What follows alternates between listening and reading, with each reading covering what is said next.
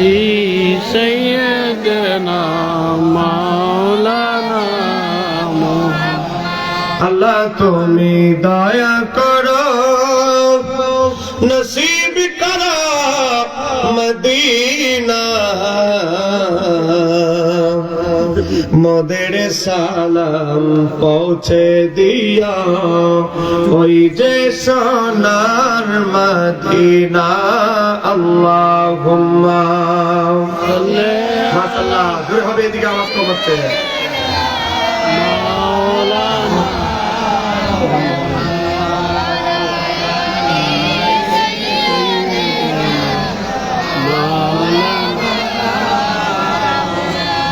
কোথায় আবু বকর, কোথায় ওমর, কোথায় উসমান, হে কোথায় আলী,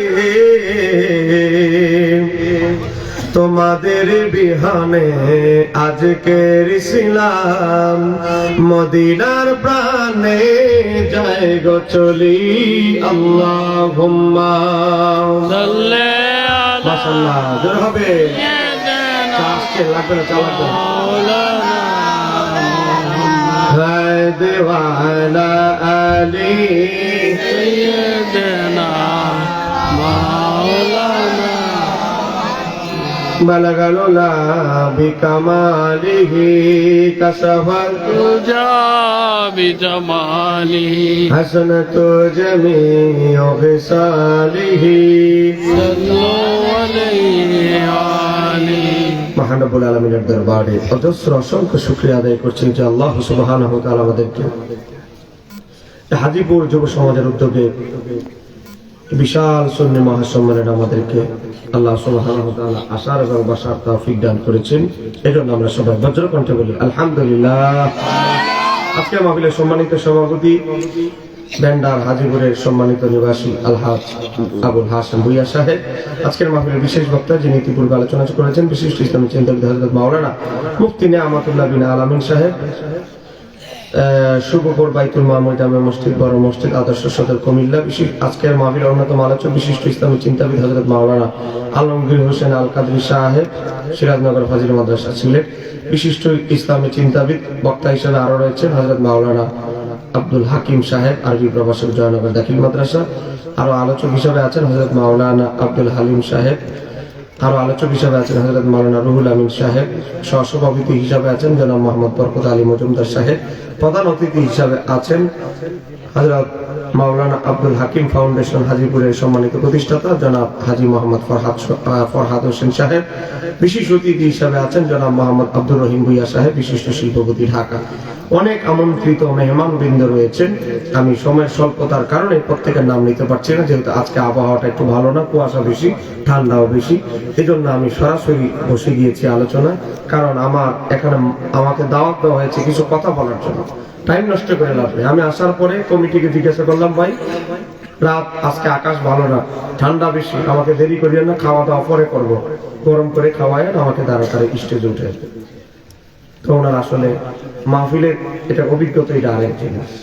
এখন বিরিয়ানি না যত কিছুই দেন, এখন শীতকাল, অতিরিক্ত রাত করলে মানুষ থাকে না, তো পরিবেশ বুঝতে হবে। তো তারপরে আমি বাজার আসছি, বাজারে একটু দেরি হয়ে গেছে, গিজরা বাজারে এসেছি। আমাদের ভাইরা তো মোটর সাইকেল নিয়ে এগিয়ে নিতে গিয়েছেন, আমি তো চিনি না এদিকে, ওখানেও একটু দেরি হয়ে গেছে। সব মিলে মিল্লা জিল্লা, এই জেলার নাম কি? কুমিল্লা। মিল্লা জিল্লা থাকবো আমরা কুমিল্লায়, তো সেহেতু রাগ করলে তো হবে না, আমাদের উদ্দেশ্য মাহফিলটা হতে হবে। খাওয়া দাওয়া দরকার হলে আরেকদিন এসে বেরিয়ে যাবো, গাড়ি আছে যেহেতু। কিন্তু কথা হচ্ছে মাহফিলটা তো আমার সাকসেসফুল হওয়া হচ্ছে আসল উদ্দেশ্য। মনে রাখবেন, কালেকশন করলে মাহফিল ভেঙে যায়। কালেকশন করতে গেলে একটা নিয়ম আছে, পরবর্তী আলোচকরা পাশে বসে রেখে কালেকশন করতে হবে। কালেকশনটা শুরু করবে, পরবর্তী আলোচককেই ফাঁকে উঠিয়ে দিতে হবে, না হলে মাহফিল 12টা বাজে 13টা বেজে যাবে। এটা আমাদের থেকে অভিজ্ঞতা নিতে হবে। আমরা এলাম বক্তা, আপনারা না হয়ে যাও। এজন্য আমি তাড়াহুড়া করে ভাত বেড়ে দিয়েছে, খাবার নিয়েছে, ভাত ফালায় চলে এসেছি। কেন জানেন? আমি জানি মাহফিলটা ভেঙে যাবে, আর মাহফিলটা হবে না। এগুলো একটা অভিজ্ঞতা অর্জন করছেন, আগামীতে এই ভুল করা যাবে না। যারা ভাইরা আছেন, আমার যুবক ভাইরা, এখনো কিন্তু 5% যুবক আছে, 95% ঘুরতেছে। তোমাদেরকে আবার বলছি, প্যান্ডেলে চলে আসো। ঘোরার জন্য কেউ বাড়ি হয়েছে ঘর থেকে, তুমি কম্বলের ভিতরে ঘুমাও, ভিতরে চলে আসেন। বাইরে যারা আছেন ভিতরে চলে আসেন। আমি বেশি বিরক্ত করবো না, 1 ঘন্টা 10 মিনিট কষ্ট দিব আপনাদের। চোখের পলকে দেখবেন 1 ঘন্টা চলে গেছে। একটু বসেন, তাড়াতাড়ি করে। আমি আপনাদেরকে আমার ওয়াজ শুরু করার আগে আবার বিনীত অনুরোধ করছি, আপনারা একটু সুবহানাল্লাহর আওয়াজটা একটু জোরে দেওয়ার চেষ্টা করবেন। আপনাদের এই মাহফিলটা রেকর্ড হচ্ছে, পরবর্তীতে হাজার হাজার মানুষ পরবর্তীতে শুনবে, তো এই জন্য আপনারা একটা আওয়াজ দিবেন, ক্যামেরায় রেকর্ড হবে পুরাটা আলোচনা। সম্মানিত আমার দিনী ভাইয়েরা, আজকে এই সুন্নি মহাসম্মেলনে আসতে পেরে আপনারা কি খুশি না বেজার? খুশি। জোরে বলেন, খুশি না বেজার? খুশি।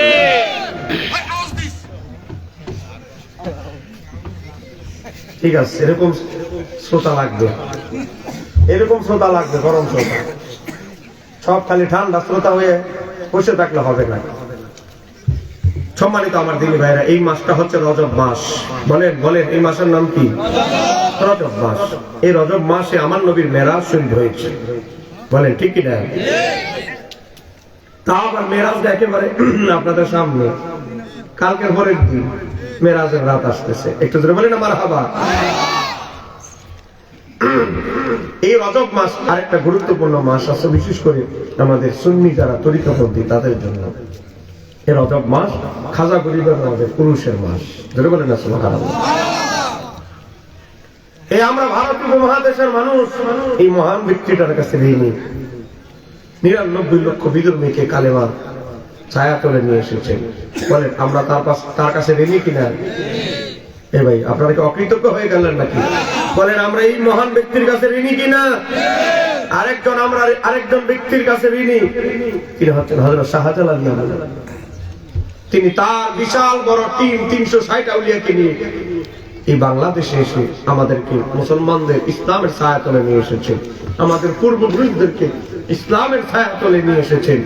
সেই মহান আউলিয়ায়ে কেরামদের প্রতি আমরা শ্রদ্ধা রাখি। মহান আল্লাহ যেন তাদের উসিলায় আমাদের ভুল ত্রুটিগুলো মাফ করে দেয়। জোরে বলেন আমিন।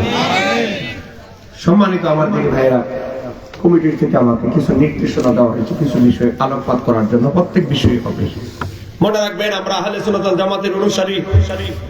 মারামারি, কাটাকাটি, গালাগালি, উগ্রতা আমাদেরকে আমাদের বুজুর্গানে কেরাম শিক্ষা দিয়েছেন। আমাদেরকে বুজুর্গানে কেরাম শিক্ষা দিয়েছে আমরা হিকমতের সাথে কল্যাণের পথে, সুফিয়ানের পথে, সুফিয়ায়ে কেরামদের পথে, আহলে সুন্নাত ওয়াল জামাতের পথে মানুষকে ডাকবো। এটাই হচ্ছে আমাদের কাজ। কথা বলেন না কেন? ঠিক কি না? মনে রাখবেন আহলে সুন্নাত ওয়াল জামাতের অন্যতম বৈশিষ্ট্য হচ্ছে কি জানেন? আহলে সুন্নাত ওয়াল জামাতের অন্যতম বৈশিষ্ট্য হচ্ছে তারা নবীকে জীবন দিয়ে ভালোবাসে, তারা সাহাবায়ে কেরামদের আদর্শকে ফলো করে, পূর্ববর্তী বুজুর্গানে কেরামদেরকে শ্রদ্ধা করে। ঠিক কি না? নবীর শানে কেউ যদি সামান্যতম বেয়াদবি করে, আহলে সুন্নাত ওয়াল জামাত সেটা বরদাস্ত করে। যত বড় লেখাপড়া করে, নামের শেষে আজহারি থাকুক আর যাই থাকুক, আমার নবীর ইজ্জতের চাদর নিয়ে যে টান দিবে, এর মতো মৌলবী আমার দরকার নাই। মনে রাখবেন, কবরে আমার নবী দরকার, হাসরে আমার নবী দরকার, ওই হুজুর দরকার না। এই কথা কেন? ঠিক আছে। আমি অনুরোধ করছি বাইরে যারা আছেন আসেন, প্রশ্ন থাকলে কাগজে লিখে, বাইক থেকে কাগজে লিখে নিয়ে আসেন। দলিলের আলোকে প্রশ্নের জবাব দিয়ে তারপরে সিটে আন যাবো, চিন্তা করিও না ভাই।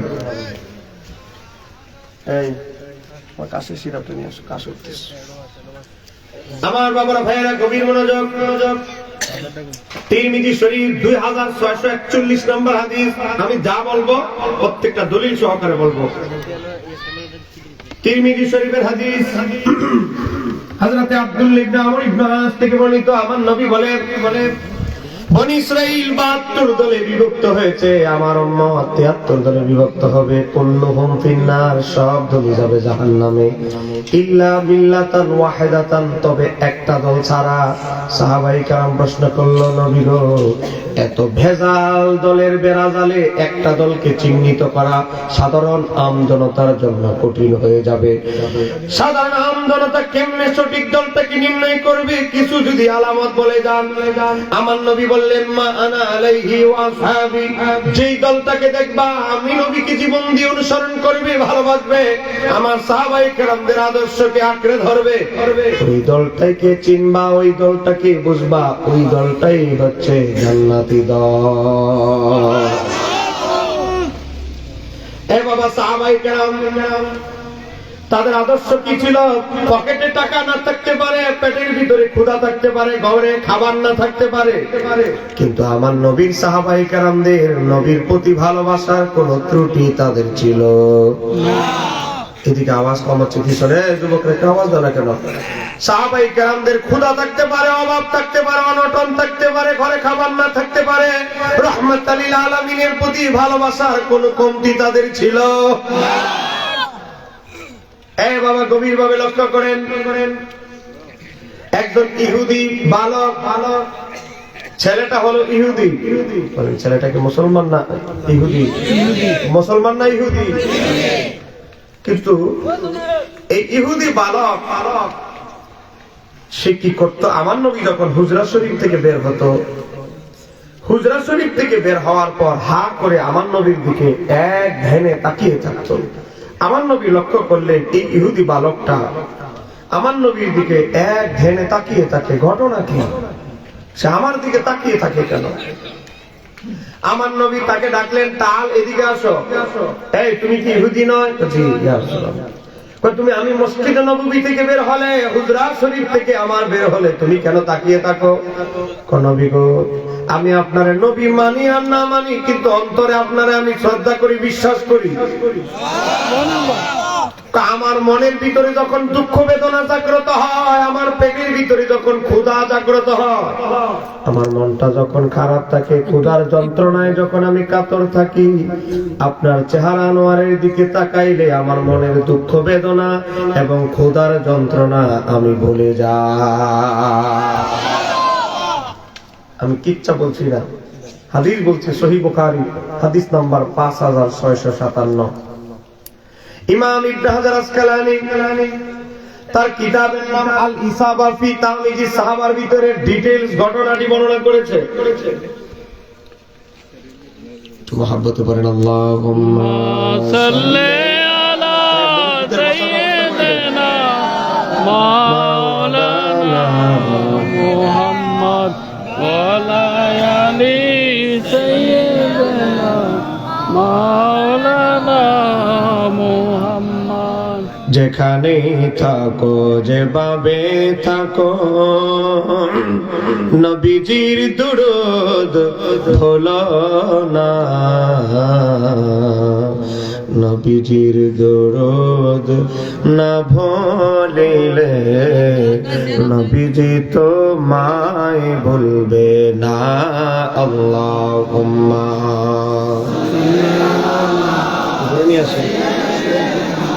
দিতে বলেন।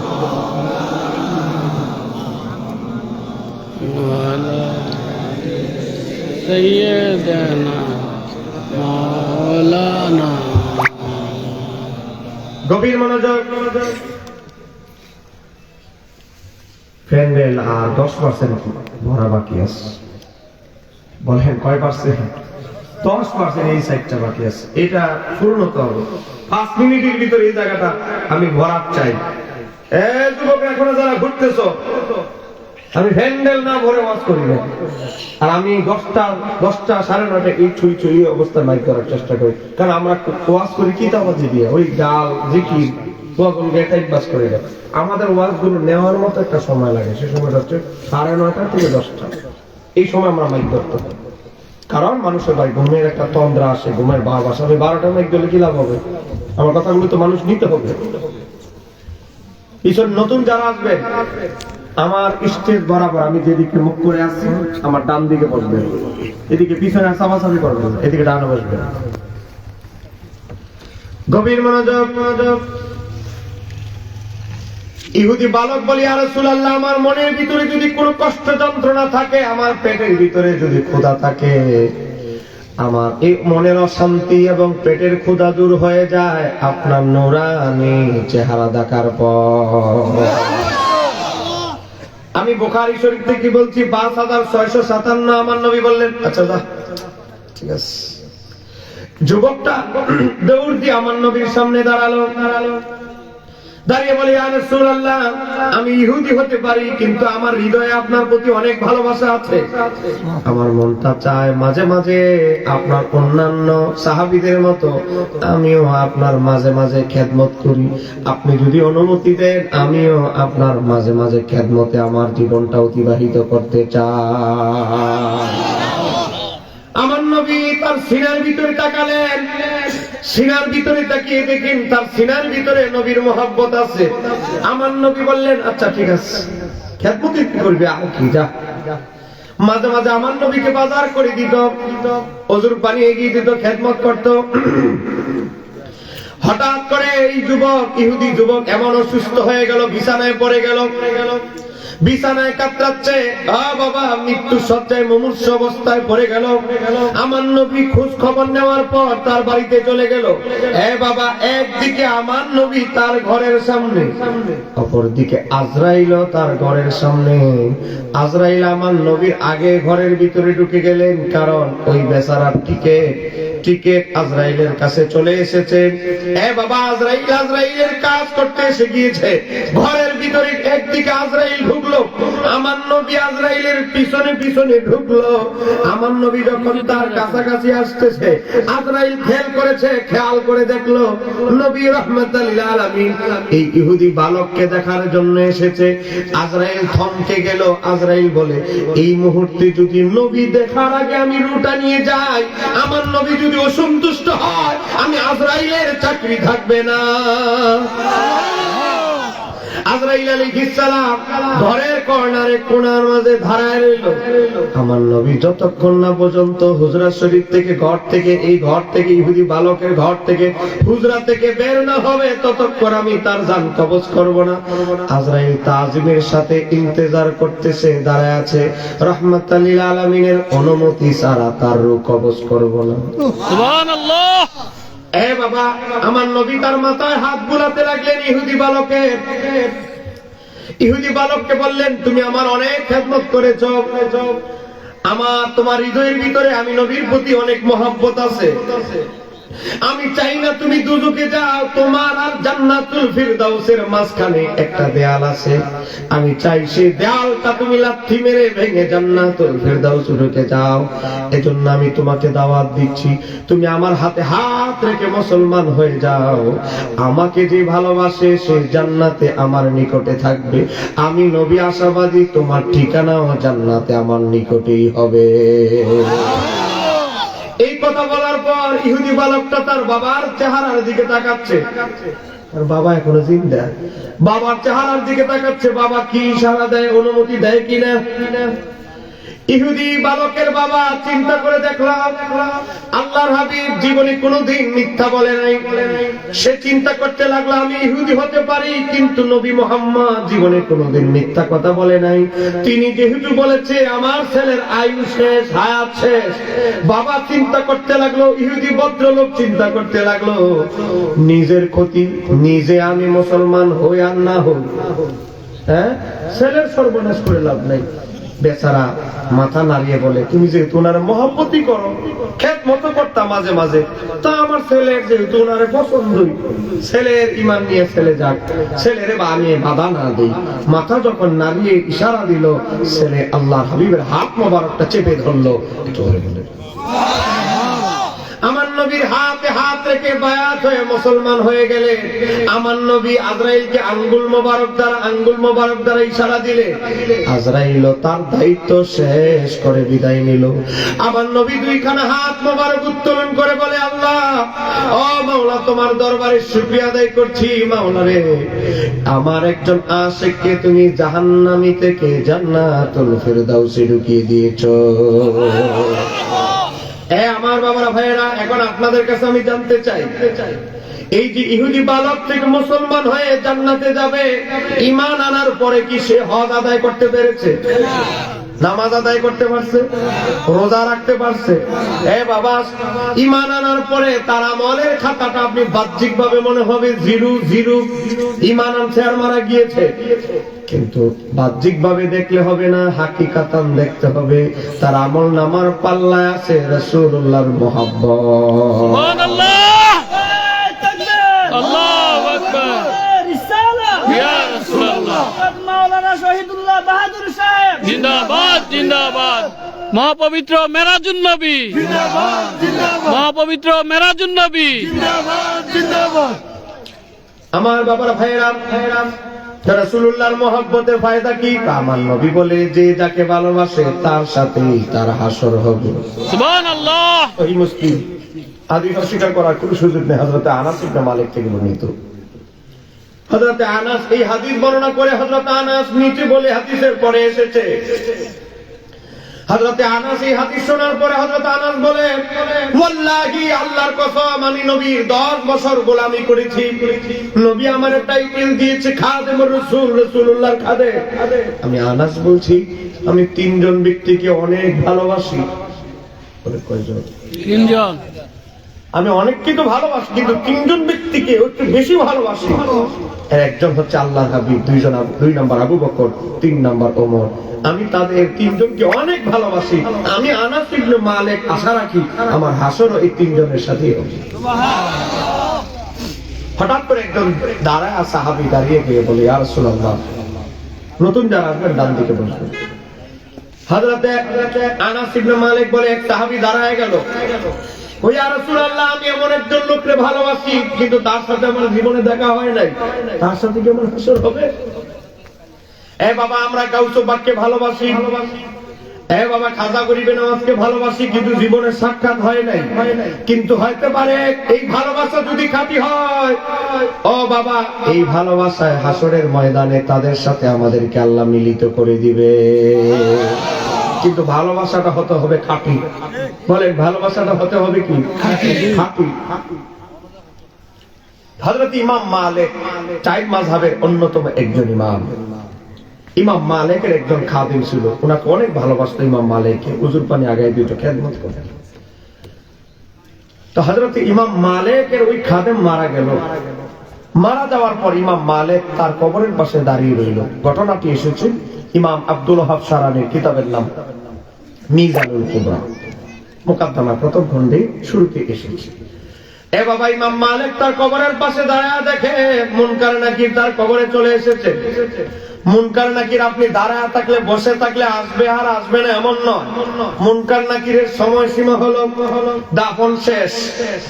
বলেন, দাফন শেষ হওয়ার পর 40 কদম যাইতে যতটুকু সময়, মুনকার নাকির আসার সময়টাও ততটুকু।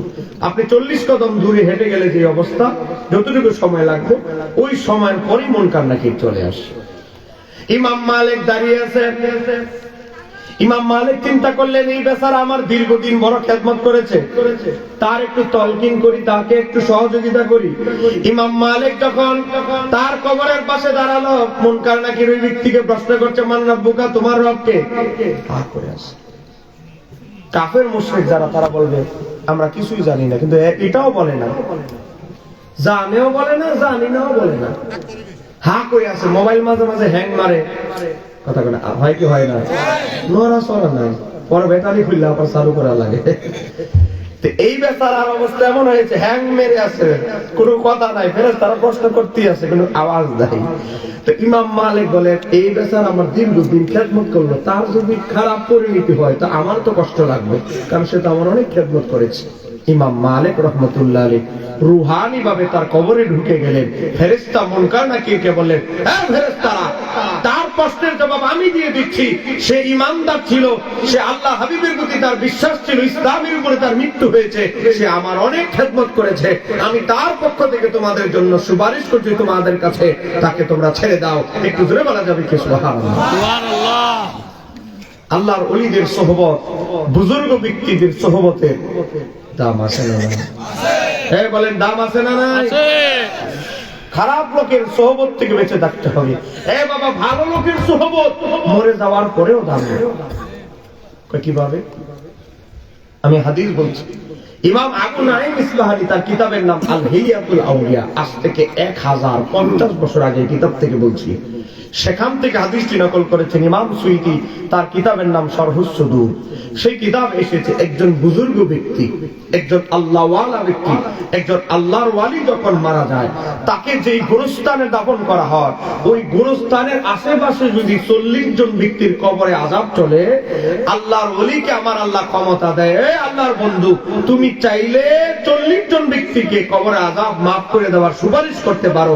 আল্লাহর ওলি তখন সুপারিশ করে 40 জন, বাবা আল্লাহর ওলির সুপারিশে 40 জন কবরে আযাবরত ব্যক্তিকে আমার আল্লাহ তাদের আযাব মাফ করে দেয়। সুবহানাল্লাহ। আল্লাহর ওলিদের দাম, আল্লাহর ওলিদের ক্ষমতা ইন্তেকালের পরেও আছে না নাই? বলেন আছে না নাই? এ বাবা, আপনার আমার মৃত্যু, এই গ্রামের নাম কি? হাজিপুর। হাজিপুর। আপনার আমার মৃত্যু আর আল্লাহর ওলিদের ইন্তেকাল এক নয়, তাদের ইন্তেকাল এক নয়। তো তাদের ইন্তেকাল কিরকম?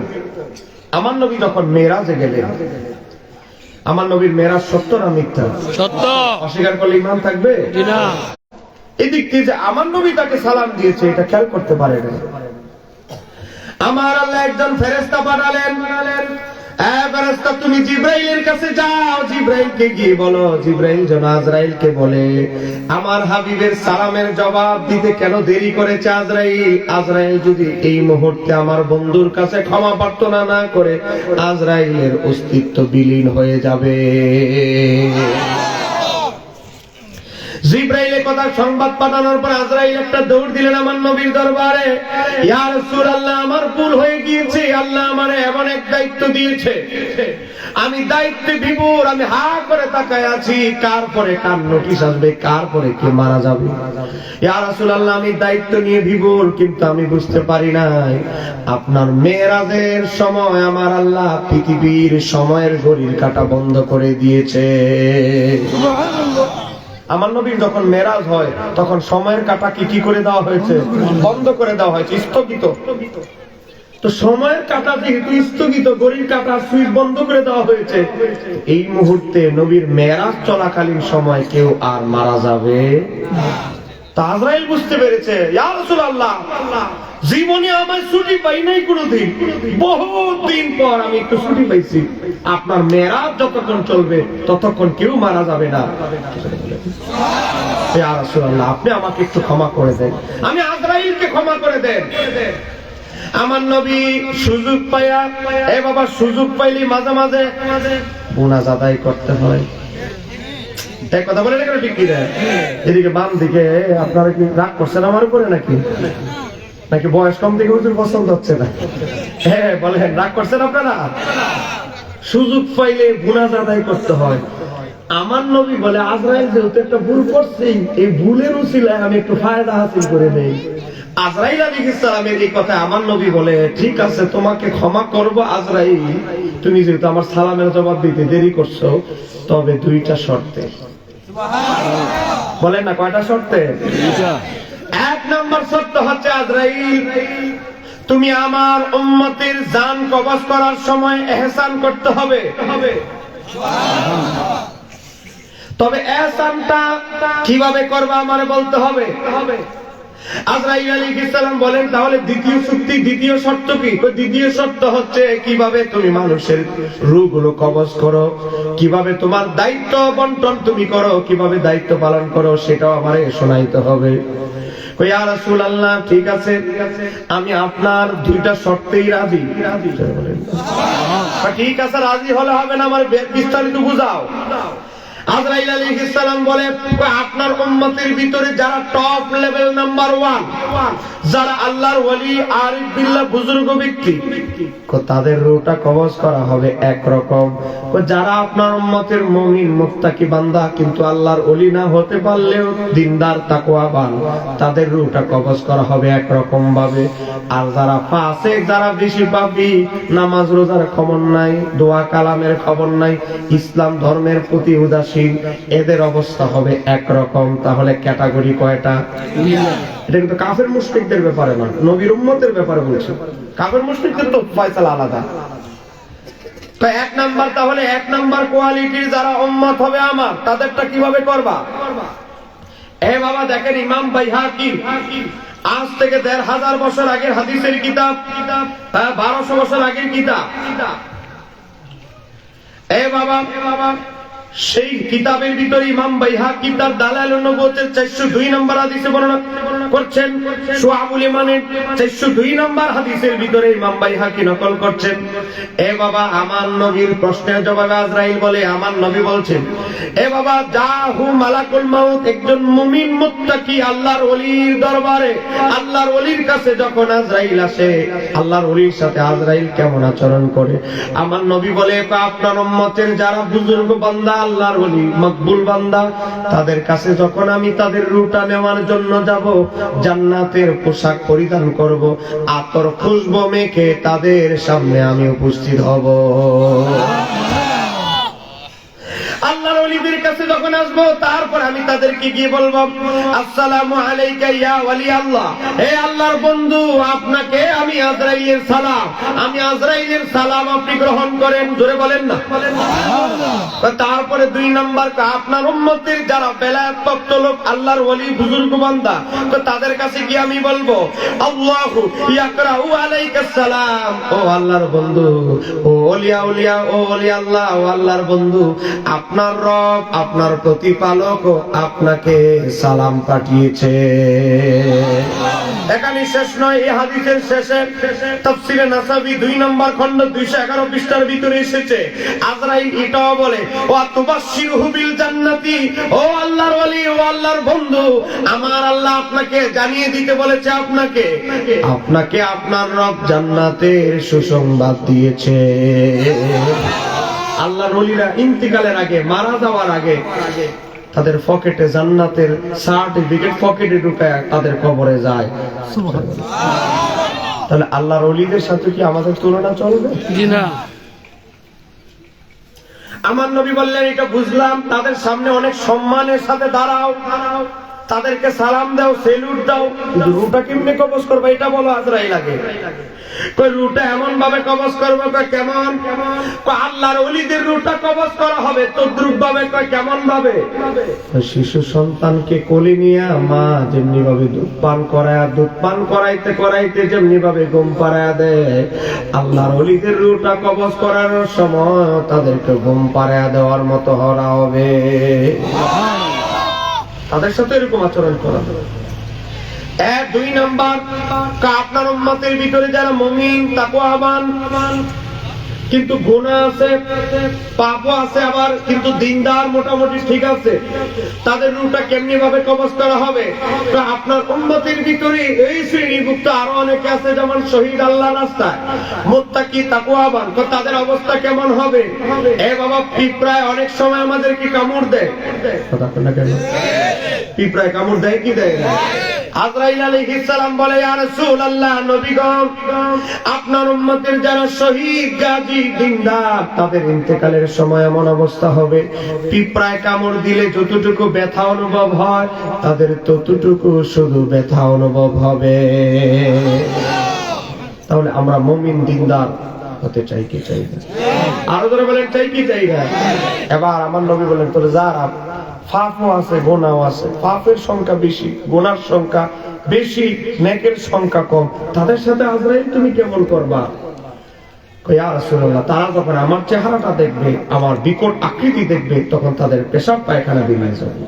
এ বাবা, যারা গোসলের কাজ করে, অনেক মানুষ দেখবেন যারা মাইয়াতকে গোসল দেয়, তাদেরকে জিজ্ঞাসা করবেন, তারা অনেক মানুষকে গোসল দিয়েছে, গোসল দিতে গিয়ে দেখে পায়খানা বেরিয়ে গেছে, গোসল দিতে গিয়ে দেখে পেশাব বেরিয়ে গেছে, শরীরের সব ঘাম, সব পানি বের হয়ে গেছে। আছে না নাই? জোরে বলেন, আছে না নাই? এই জন্য আসে আমরা দিনদার হওয়ার চেষ্টা করি। মরতে হবেই হবে, পৃথিবীতে এমন কেউ নাই, এ বাবা, পৃথিবীতে এমন কেউ নাই যে গ্যারান্টি দিয়েছে মরতে হবে না। পৃথিবীতে সবচেয়ে বেশি দীর্ঘ হায়াত পেয়েছে এক লোক, তার নাম হয়েছে উস বিন অনক, যে নূহ আলাইহিস সালামের জমানা থেকে মুসা নবীর জমানা পর্যন্ত হায়াত পেয়েছিল, প্রায় 6500 বছরের কাছাকাছি, কিন্তু তারও মরতে হয়েছে। কথা বলে না কেন? ঠিক কিনা? তারও মরতে হয়েছে। মুসা আলাইহিস সালামকে বলা হয়েছিল তার কাছে কালামের দাওয়াত নিয়ে যান। মুসা আলাইহিস সালাম তার দেহ দেখে, লাশ দেখে মুসা আলাইহিস সালাম তো বাপ রে বাপ, যদি একটা গুতা দেয় আমার, আমি সমুদ্রে গিয়ে করব। এত লম্বা এই উজবি নামক এমন এক অবস্থা ছিল সমুদ্রের মাঝে, বাবা সমুদ্রের ভিতরে তার পানি হতো কোমর পানি। বলেন না সুবহানাল্লাহ, এত লম্বা ছিল সে। হযরত নূহ আলাইহিস সালামের প্লাবনের সময় সে ডুবে নাই, সে ডুবতে ডুবতে ডুবতে ডুবতে পানি আস্তে আস্তে আস্তে তার নাকের ডগা পর্যন্ত পানি যখন চলে আসলো, ইমাম ইবনে কাসির কাসাসুল আম্বিয়া কিতাবে লেখে, এখন নাকের ডগায় পানি আসছে, একটু পরে নাকের ডগা পানি উপরে চলে যাবে। সে বুঝে ফেলছে যে আল্লাহ বলতে, সৃষ্টিকর্তা বলতে কেউ একজন আছে। তখন সে দুইটা হাত উত্তোলন করে দিল, ওই 6500 বছর যে বাচ্চা তার কথা বলছে। হাত দুইটা উঠায় বলে, মাওলা ও নূহ আলাইহিস সালামের রব, তোমারে আমি চিনি না, তোমার ইবাদত কোনদিন করতে পারি নাই, কিন্তু তোমার নবী নূহ আলাইহিস সালামের নৌকা বানানোর সময় আমি কিছু কাঠ আইনা সংগ্রহ করে তাকে সহযোগিতা করেছিলাম। তোমার নবী নূহকে যে আমি সহযোগিতা করেছি, এর উসিলায় তুমি আমার জানটা ভিক্ষা দাও। আমার আল্লাহ তাকে এই জন্য এই যাত্রায় বাঁচিয়ে দিয়েছিলে। উসিলার গুরুত্ব আছে না নাই? বলেন নবী রাসূল বুজুর্গানে গ্রামের উসিলার প্রয়োজনীয়তা আছে না নাই? মুসিবতে পড়লে দেখবেন যে উসিলার বিরুদ্ধে কথা কয়, হ্যাঁ দেখবেন উসিলা নবীর উসিলা দিয়ে ঠিকই দোয়া করে, কিন্তু ওয়াজ করার সময় আবার উসিলার বিরুদ্ধে কথা কয়। কারণ বিপদে পড়লে কথা কয় না, আল্লাহরে ডাকে, কথা কয় না, কেন ঠিক কিনা? ইমাম জাফর সাদেক এই রজব মাসে পানি পড়তেছে, যাক কুয়াশা তো আসলে সব দিন একরকম নয়। গতকালকে কি এত কুয়াশা ছিল আপনাদের এলাকায়? হঠাৎ করে এটা আসলে বারে কমে। বাবা গভীর ভাবে লক্ষ্য করেন, ইমাম জাফর সাদেক একটু আগে আমার পূর্বে যিনি আলোচক মাওলানা মুফতি নেয়ামতুল্লাহ বিন আমিন, উনি ওয়াজ করতেছিলেন ইমাম আবু হানিফা সম্পর্কে। আমি যখন গাড়িটা নিয়ে ঢুকি, ইমাম আবু হানিফার পীর যার নাম ইমাম জাফর সাদেক, যার উরুসের মাস হচ্ছে এই রজব মাস। এই রজব মাসে এই ইমাম জাফর সাদেক রাহমাতুল্লাহ আলাইহি একবার জাহাজে করে যাচ্ছেন। এখন জাহাজে যখন উঠছেন, তখন জাহাজের ভিতরে একটা মানুষের ভিতরে বলা বলি শুরু হয়ে গেল, আওলাদে রাসূল ইমাম জয়নুল আবিদিনের নাতি। বাবা ইমাম জাফর সাদেক হচ্ছে ইমাম জয়নুল আবিদিনের কি নাতি, আর ইমাম হুসাইনের নাতির ঘরে ছেলে। ইমাম হুসাইনের 5 জন শাহজাদা ছিল। 5 জন শাহজাদার মধ্যে ইমাম হুসাইন 3 জনের নাম রাখছেন বাবার নামে। একজনের নাম রাখছেন আলী আকবর, আলী তবে সবার বড় আলী, আলী আকবর পার্থক্য করার জন্য। একজনের নাম রাখছে আলী, শুধু আলী, শুধু আলী যার নাম, তার নাম হচ্ছে ইমাম জয়নুল আবিদিন, ওনার মূল নাম হচ্ছে আলী ইবনে হুসাইন। আর আরেকজনের নাম রাখছে যিনি কারবালার ময়দানে ইজিদ বাহিনী তীর মেরেছিল, মাথার ভিতরে ঢুকেছিল, হযরতে আলী আসগর রাদিয়াল্লাহু তাআলা। একজনের নাম রাখছে আলী আসগর, মাঝখানের জনের নাম রাখছে শুধু আলী, আর বড় জনের নাম রাখছে আলী আকবর। 3 জনের নাম রাখছে বাবার নামে নেসবত করে। উনি বাবারে বেশি মহব্বত করতেন ইমাম হুসাইন, জোরে বলেন না সুবহানাল্লাহ। যেমন বাবা তেমন ছেলে।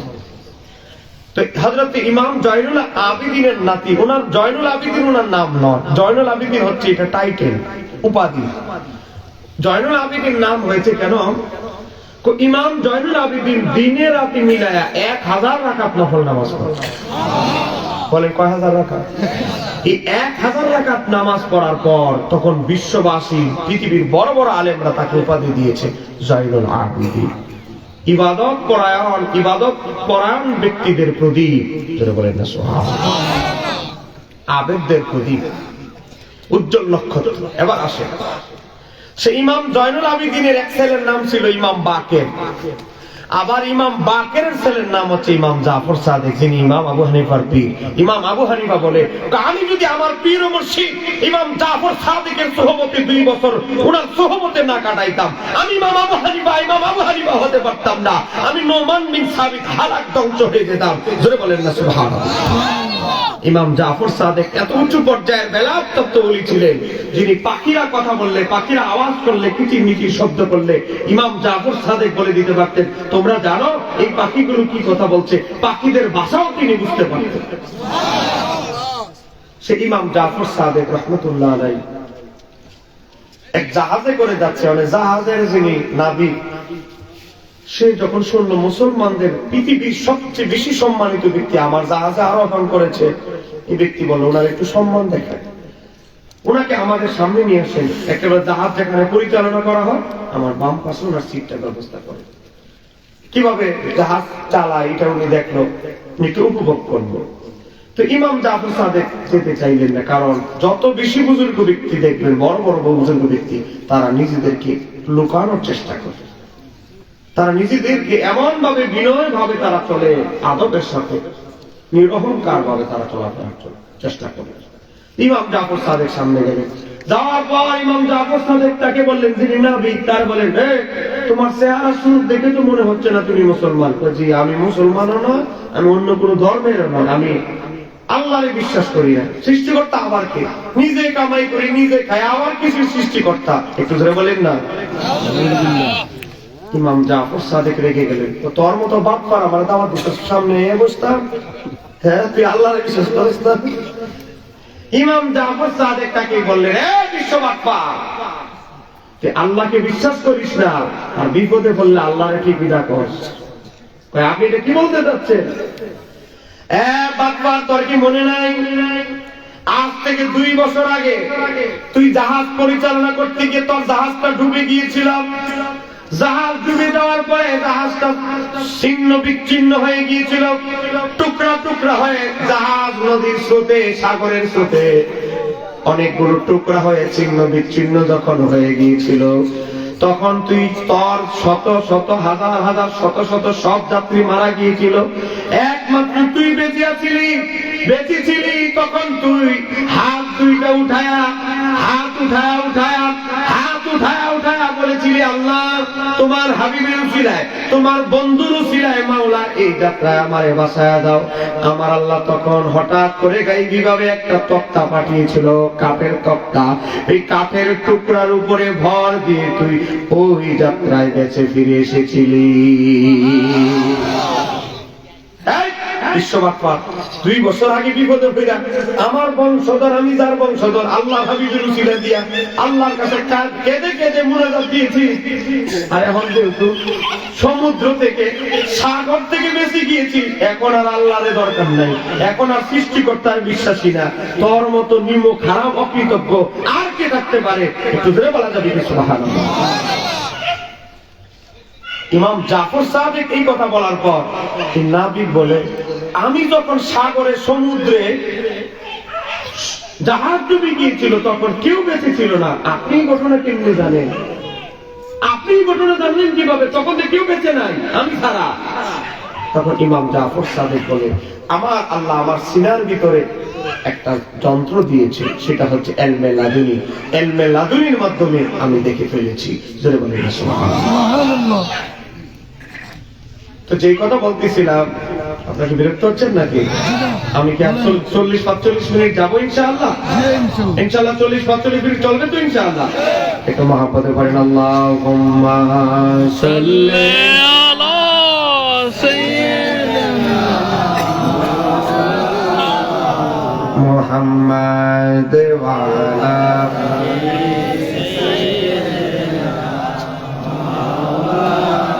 দোল গোড়া কেন্দে বলে আমার কোন দোষ নাই, ইমাম হোসেন শহীদ হইল কারবালাতে পানি নাই। আল্লাহুম্মা মাশাআল্লাহ জোরে হবে।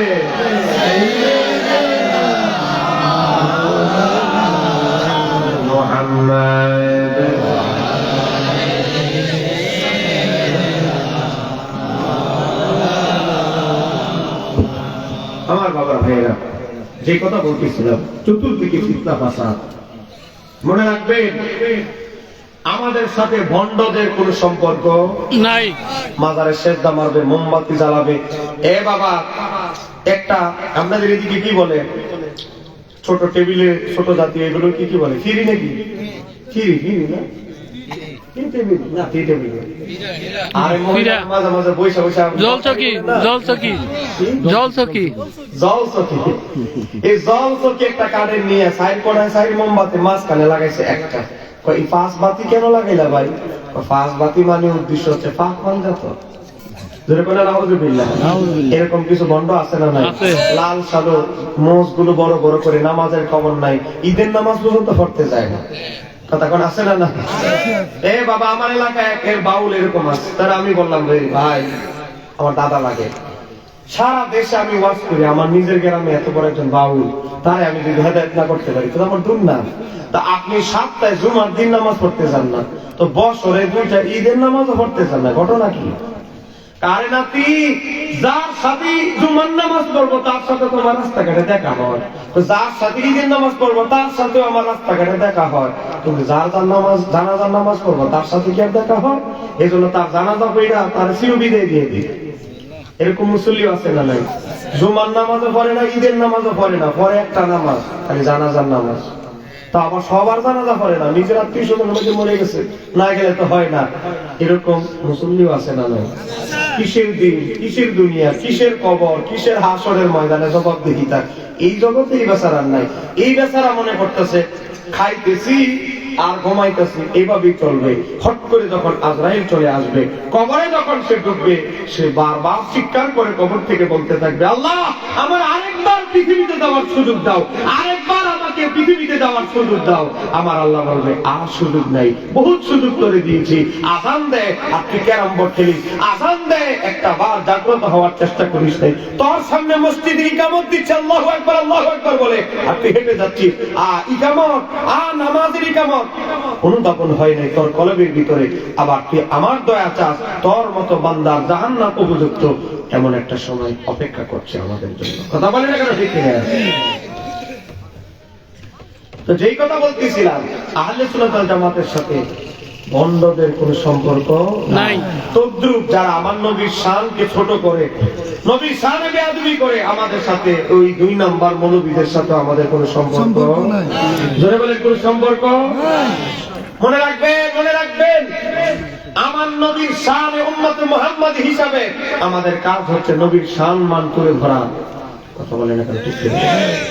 আমার আল্লাহ কোরআনুল কারীমে কি বলেছেন? ওয়ারাফা'না লাকা যিকরা, ও আমার হাবিব, আমি আপনার শান, আপনার জিকিরকে, আপনার আলোচনাকে, আপনার মাকামকে, আপনার আলোচনাকে আমি বুলন্দ করেছি। বলেন না সুবহানাল্লাহ। বলেন এই ঘোষণাকার, বলেন ঘোষণাকার আল্লাহ।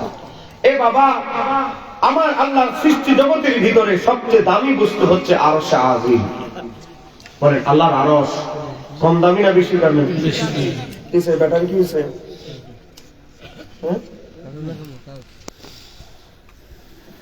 একটু জিকির করেন, লা ইলাহা ইল্লাল্লাহ, তাড়াতাড়ি করো, লা ইলাহা ইল্লাল্লাহ, লা ইলাহা ইল্লাল্লাহ, আর জোরে লা ইলাহা ইল্লাল্লাহ, মুহাব্বত লা ইলাহা ইল্লাল্লাহ, লা ইলাহা ইল্লাল্লাহ,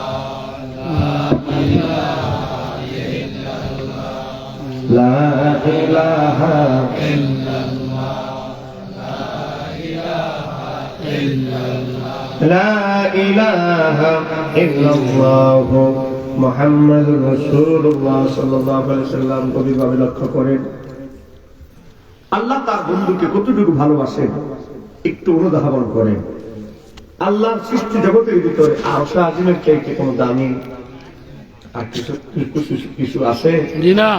আমার নবীটা আলাদা রাখলাম, নবী ছাড়া আর আল্লাহ যত কিছু বলেছে, আসমান জমিন তরুলতা কত কিছু, কিন্তু আরশ আজিম অনেক দামি একটা বস্তু। সেই জায়গায় কি হয়েছে জানেন? আমি আপনাদেরকে একটা হাদিস দেখাচ্ছি। বইগুলো কোথায়? একটা বই দাও তো।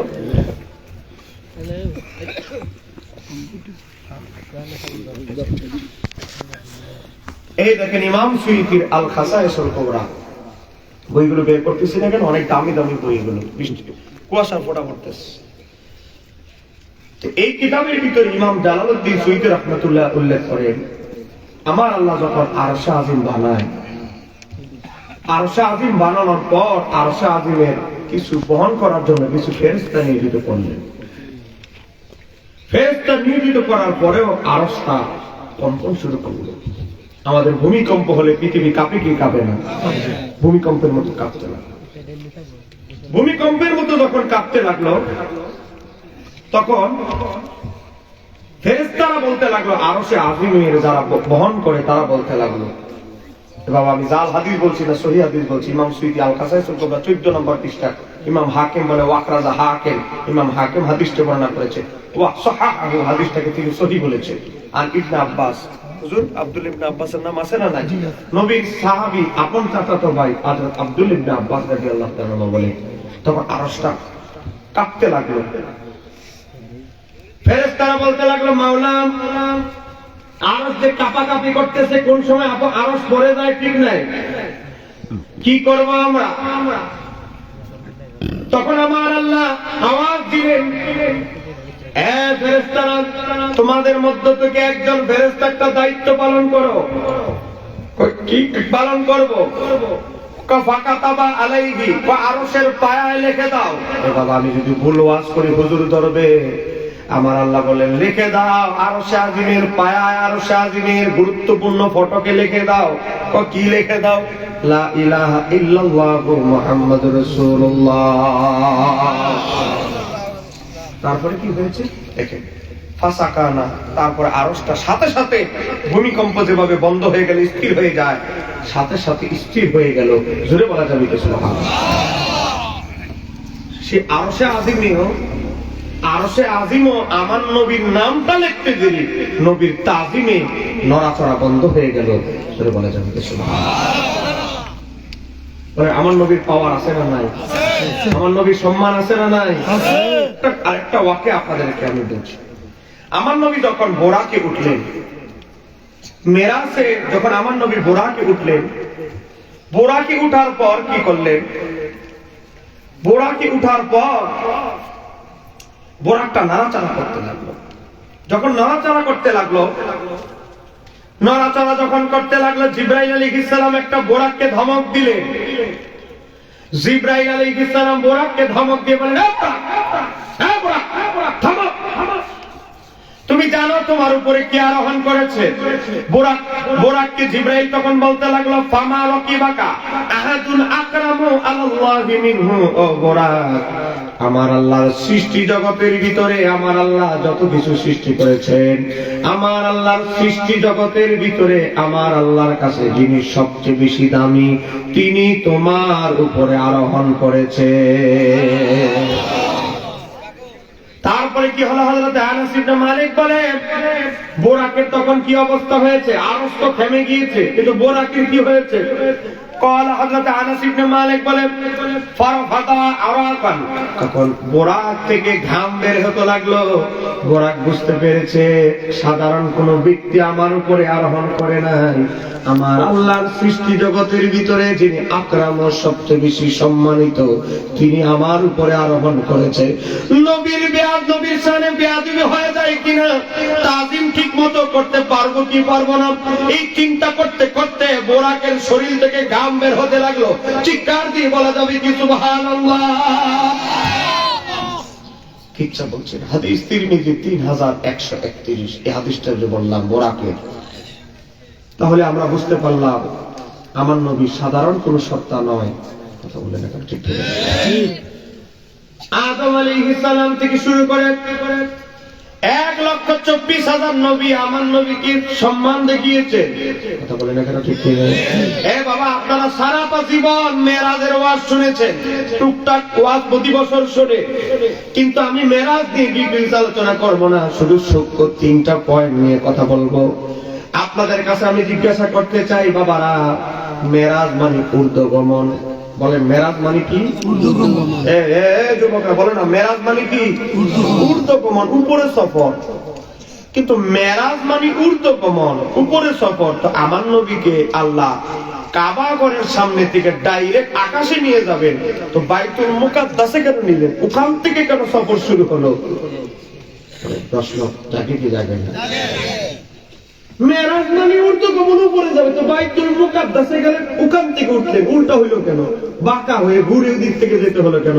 হ্যাঁ, বিমানের ফ্লাইট আর বোরাকের ফ্লাইট তো কাবাগরের থেকে মক্কা থেকে উপরে উঠতে পারতো। বলে প্রশ্ন আমাদের জাগে কি জাগে না? হুজ্জাতুল ইসলাম ইমাম গাজ্জালি রহমাতুল্লাহ আলাইহি লেখে, এ বাবা হুজ্জাতুল ইসলাম কেন লেখা হয়? এত এত বড় মুজাদ্দিদ ইমাম মনীষী পৃথিবী থেকে বিদায় নিয়ে গেল, একজন মাত্র ইমামের নামের আগে টাইটেল দেওয়া হয়। টাইটেল হচ্ছে হুজ্জাতুল ইসলাম, ইসলামের দলিল, ইসলামের হুজ্জাত। 11টা 11 বাজে। আমি বুঝতে পারছি আপনাদের কষ্ট হচ্ছে, কষ্ট হচ্ছে নাকি? 11টা 11 বাজে, এখন 12 বাজে। তো যদি 11:30টায় শেষ করে দিলে কি আপনাদের কষ্ট হবে নাকি? যাবো ইনশাআল্লাহ আপনাদের সামনে আর আলোচনা কি উপস্থাপন করবো ইনশাআল্লাহ। মাত্র 11টা বাজে আর মোবাইল টিপতে টিপতে এখন 12টা 1টা বাজে। কথা কেন কেন ঠিক করে? আগে তো গ্রামগঞ্জের মানুষ তাড়াতাড়ি ঘুমাইতো, আর এখন একটা যন্ত্র আবিষ্কার হয়েছে। বলেন এই যন্ত্রের নাম কি? মোবাইল। আহারে, কম্বলের ভিতরে ঢুকে ফ্রি ফায়ার, পাবজি গেমস চলে কি চলে না? বান্ধবীর সাথে সেট চলতেছে, বান্ধবীও কম্বলের ভিতরে, যুবক কম্বলের ভিতরে। কথা কানে করে ঠিক কিনা? একটা দুইটার আগে ঘুম নাই, চোখে ঘুম নাই। খেলা এক পাটি, এক পালা, এক পাট শেষ, আরেক পাট শুরু হয়ে গেছে, এক পালা শেষ, আরেক পালা শুরু হয়ে গেছে। দেখে 3টা বেজে গেছে। এদের আবার একজন গুরু আছে মিস্টার ইংলিশ। তখন মিস্টার ইংলিশ কয়, ফজর আজান দিয়ে ফেলবে, এখন ঘুমা, এখন ঘুমানোর টাইম। ফজরের আজানটা যখন দেয় তখন ঘুমায়। এখন এই রোগী আগে ছিল শহরে, এখন গ্রামেও ঢুকে গেছে। কথা বলে কেন? বাচ্চার বয়স 2 বছর 2 মাস, ফিটারের দুধ খায়। মোবাইল না দিলে ফিটার ধরে না। কথা বলতে গেলে ঠিক কিনা? বাবা, বাচ্চার বয়স 3.5 বছর। বাচ্চার মা দুবাই তো ব্যবসা করে, জামাই দুবাই বেচারা কাজ করতে করতে ঘাম বাড়িতে বাড়িতে শেষ। এই বেচারা টাকা পয়সা পাঠাচ্ছে, এই বেচারি কি করছে? কবুতরের বাচ্চার গোশত পাক করছে, হাঁসের অরিজিনাল হাঁসের ডিম, দেশি মুরগির ডিম। খাবে না, খাবে না, খাবো না, খাবো না, আমি বলছি না খাবো না। যখন বলে নে তোর যন্ত্র তোর দিয়ে দিছি, খাবার মজা হোক আর মজা না লাগুক, খাইতে আর দেরি নেই। কথা বলে না ঠিক কিনা? জিদ বাজে কি খাইতেছে তার এইদিকেও মনোযোগ নাই।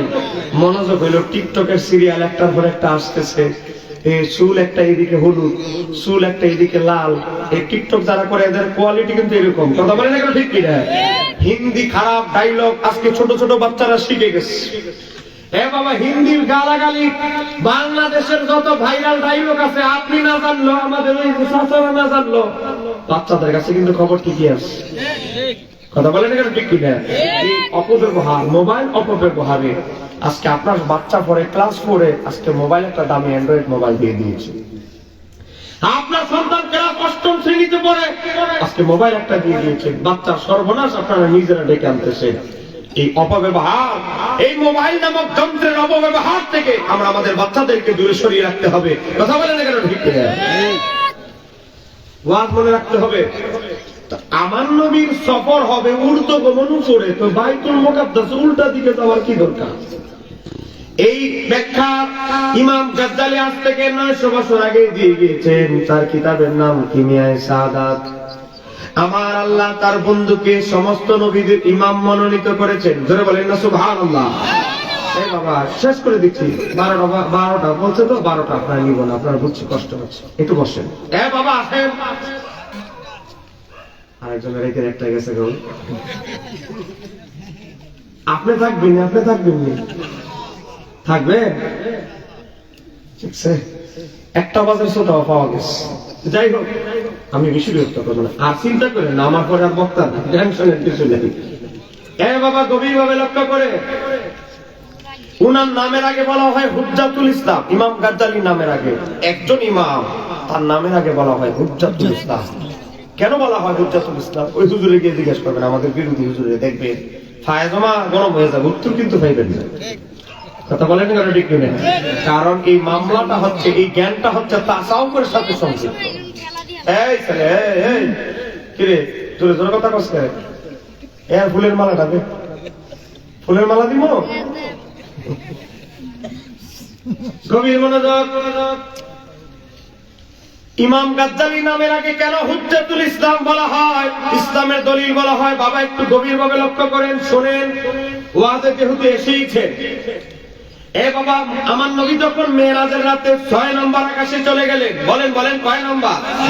6 নম্বর আকাশে যখন হযরতে মুসা নবীর সাথে আমার নবীর দেখা হয়ে গেল, মুসা আলাইহিস সালাম আমার নবীকে মারহাবা বলে স্বাগতম জানাইলেন। আমার নবী 6 নম্বর আকাশ ভেদ করে 7 নম্বর আকাশের দিকে রওনা দিতে লাগলেন। মুসা আলাইহিস সালাম আমার নবীকে একটু হাত ধরে বলে, একটু দাঁড়ান, আপনার সাথে আমার একটু কথা আছে। কি কথা আছে? তাড়াতাড়ি বলেন, আমার অনেক কাজ আছে। 7 নম্বর আকাশ পাড়ি দিতে হবে, তারপরে জান্নাত জাহান্নাম দেখবো, সিদরাতুল মুনতাহা ভেদ করে আমি আবার আল্লাহর সাথে দিদারে যাব, বহু কাজ আমার বাকি। জোরে বলেন সুবহানাল্লাহ। মুসা আলাইহিস সালাম বলতে লাগলো, আমার কথাটা বেশি লম্বা না, আমি তাড়াতাড়ি শর্টকাটে শেষ করে ফেলবো। বলেন কি বলবেন? আপনি একটা হাদিস বলেছিলেন যে আপনার উম্মতের ভিতরে এমন কিছু আলেম আল্লাহ সৃষ্টি করবেন, তৈরি করবেন, পাঠাবেন, যাদের জ্ঞানগত মর্যাদা, মেঘওয়াট পাওয়ার, জ্ঞানের পাওয়ার এমন হবে, তাদের জ্ঞানগত মর্যাদা হবে বনী ইসরাইলের নবীদের মতো। বনী ইসরাইলে আমি নবী আসছি, আমার ভাই হারুন, জাকারিয়া, ইয়াহিয়া, সুলাইমান, দাউদ, কত সম্মানিত বড় বড় নবী আসছে। আর আপনার উম্মতের ভিতরে এমন আলেম আসবে যাদের জ্ঞানের পাওয়ার হবে আমাদের বনী ইসরাইলের নবীদের মতো। কোথায় নবী আর কোথায় উম্মত, এটা তো বুঝে আসতেছে না। আমার নবী কথা শোনার পরে বললেন, ও মুসা কালিমুল্লাহ, ও মুসা কালিমুল্লাহ, আপনি কি আমার জবান থেকে শুনে বুঝতে চান, না আমি প্র্যাকটিক্যাল দেখাই দিব তারপরে বুঝতে চান? প্র্যাকটিক্যাল হইলে তো বুঝতে একটু ভালো হয়, প্র্যাকটিক্যাল বুঝতে চাই। আমার নবীর আঙ্গুল মোবারকটা এভাবে দাঁড়া করালেন। আমার নবীর এই আঙ্গুল মোবারকের পাওয়ার আছে না না? যেই হুজুর আপনাদের গিজরা বাজারের চায়ের দোকানে বসে বসে ফতুয়া দেয়, নবী আমাদের মতো মানুষ, ধরে বলে নাউজুবিল্লাহ।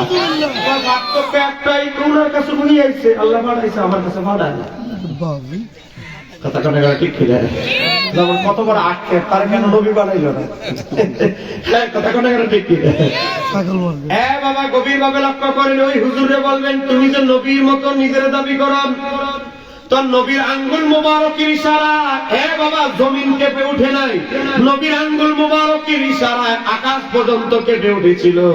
আল্লাহর চাঁদ, আল্লাহর সৃষ্টির চাঁদ পর্যন্ত 2 টুকরা হয়ে গিয়েছিল। আর তুমি আঙ্গুল ইশারা দিলে রাতের বেলা মশারিও যায় না। বলে না ঠিক কিনা? মশার কয়েল লাগাইছে, তাও মশা যায় না। মশা রে বাবা রে বাবা, কেমন মশা, মরতে চায় না কয়েলে, পরে লাগায় মশা, মশারি। কথা কেন কেন ঠিক কিনা? এই হুজুরের আঙ্গুলের পাওয়ার এলে তো মশারি, মশা পর্যন্ত কথা শোনে না। আর কার সাথে কিসের তুলনা দিতে আসে? জোরে বলে না নাউযুবিল্লাহ। বাবা আমার নবী 6 নম্বর আকাশে আঙ্গুল মোবারকটা ইশারা দিতে দিরি, আলমে আরোহা রূহের জগৎ থেকে ইমাম গাজ্জালী রাহমাতুল্লাহ আলাইহি একটা মানব স্রোতে মানুষের বেগ ধরে মুসা নবী আর আমার নবীর মাঝখানে দাঁড়িয়ে গেলে।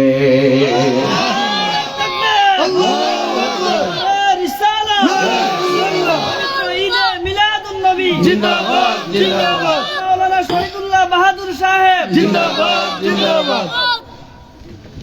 বাবা ইমাম গাজ্জালী রূহটা মুসা নবী এবং আমার নবীর মাঝখানে দাঁড়ায় গেলেন। তখন আমার নবী বললেন, এ মুসা কালিমুল্লাহ, আপনি তার জ্ঞান পরীক্ষা করেন।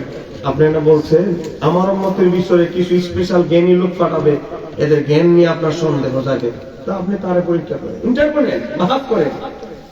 মুসা কালিমুল্লাহ বলে, আমি এর প্রশ্ন করবো, আমার মতো লোক মুসা কালিমুল্লাহ 80 উত্তর দিতে পারবে?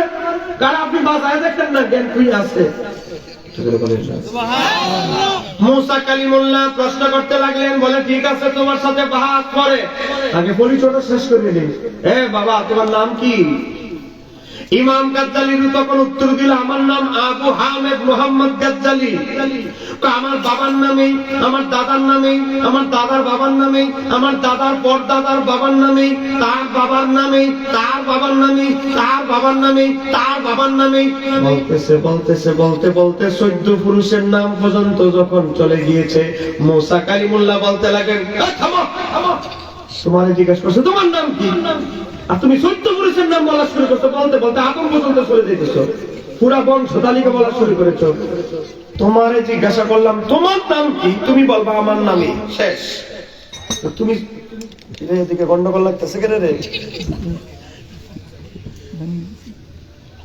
তো মুসা কালিমুল্লাহ বলতেছো তোমারে জিজ্ঞাসা করলাম তোমার নাম কি, তুমি বলবো তোমার নাম। তো 14 পুরুষটির নাম বলতেছ, প্রশ্ন করলাম একটা উত্তর দিতেছ 14 লাইন বাড়ায়, ঘটনা কি? মুসা কালিমুল্লাহ এই কথা বলার পর ইমাম গাজ্জালী তখন উত্তর দেয়, মুসা কালিমুল্লাহ আপনি কি ওই মুসা কালিমুল্লাহ যার উপরে আল্লাহ তাওরাত নাযিল করেছে? আপনি কি সেই মুসা কালিমুল্লাহ যাকে আমার আল্লাহ একটা লাঠি দিয়েছিল? হ্যাঁ ঠিক বুঝছো। তাহলে আপনি আমার কথার একটা উত্তর দেন। তাওরাত কিতাবে এসেছে, কোরআনুল কারীমের সূরা তাহার ভিতরে এসেছে, একবার আল্লাহ আপনাকে প্রশ্ন করেছিল, জিজ্ঞাসা করেছিল, ওয়ামা তিলকা বিয়ামিনিকা ইয়া মুসা, ও মুসা তোমার হাতে কি?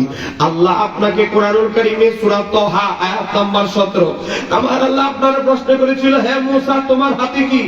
আপনি বলবেন আল্লাহ হাতে লাঠি। আপনি উত্তর দিবেন কি? আপনি তো এটা বলেন নাই।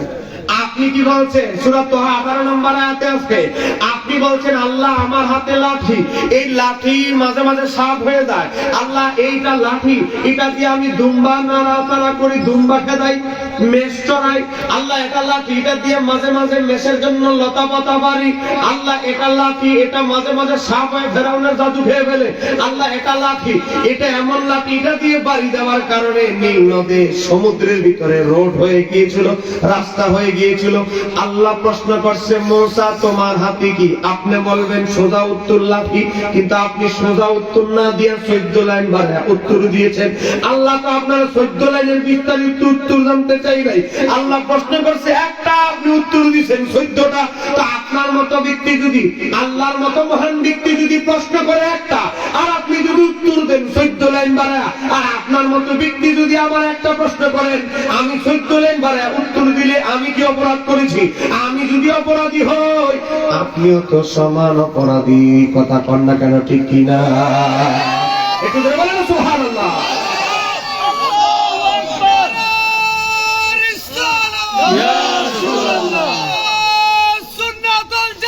জিন্দাবাদ জিন্দাবাদ জিন্দাবাদ জিন্দাবাদ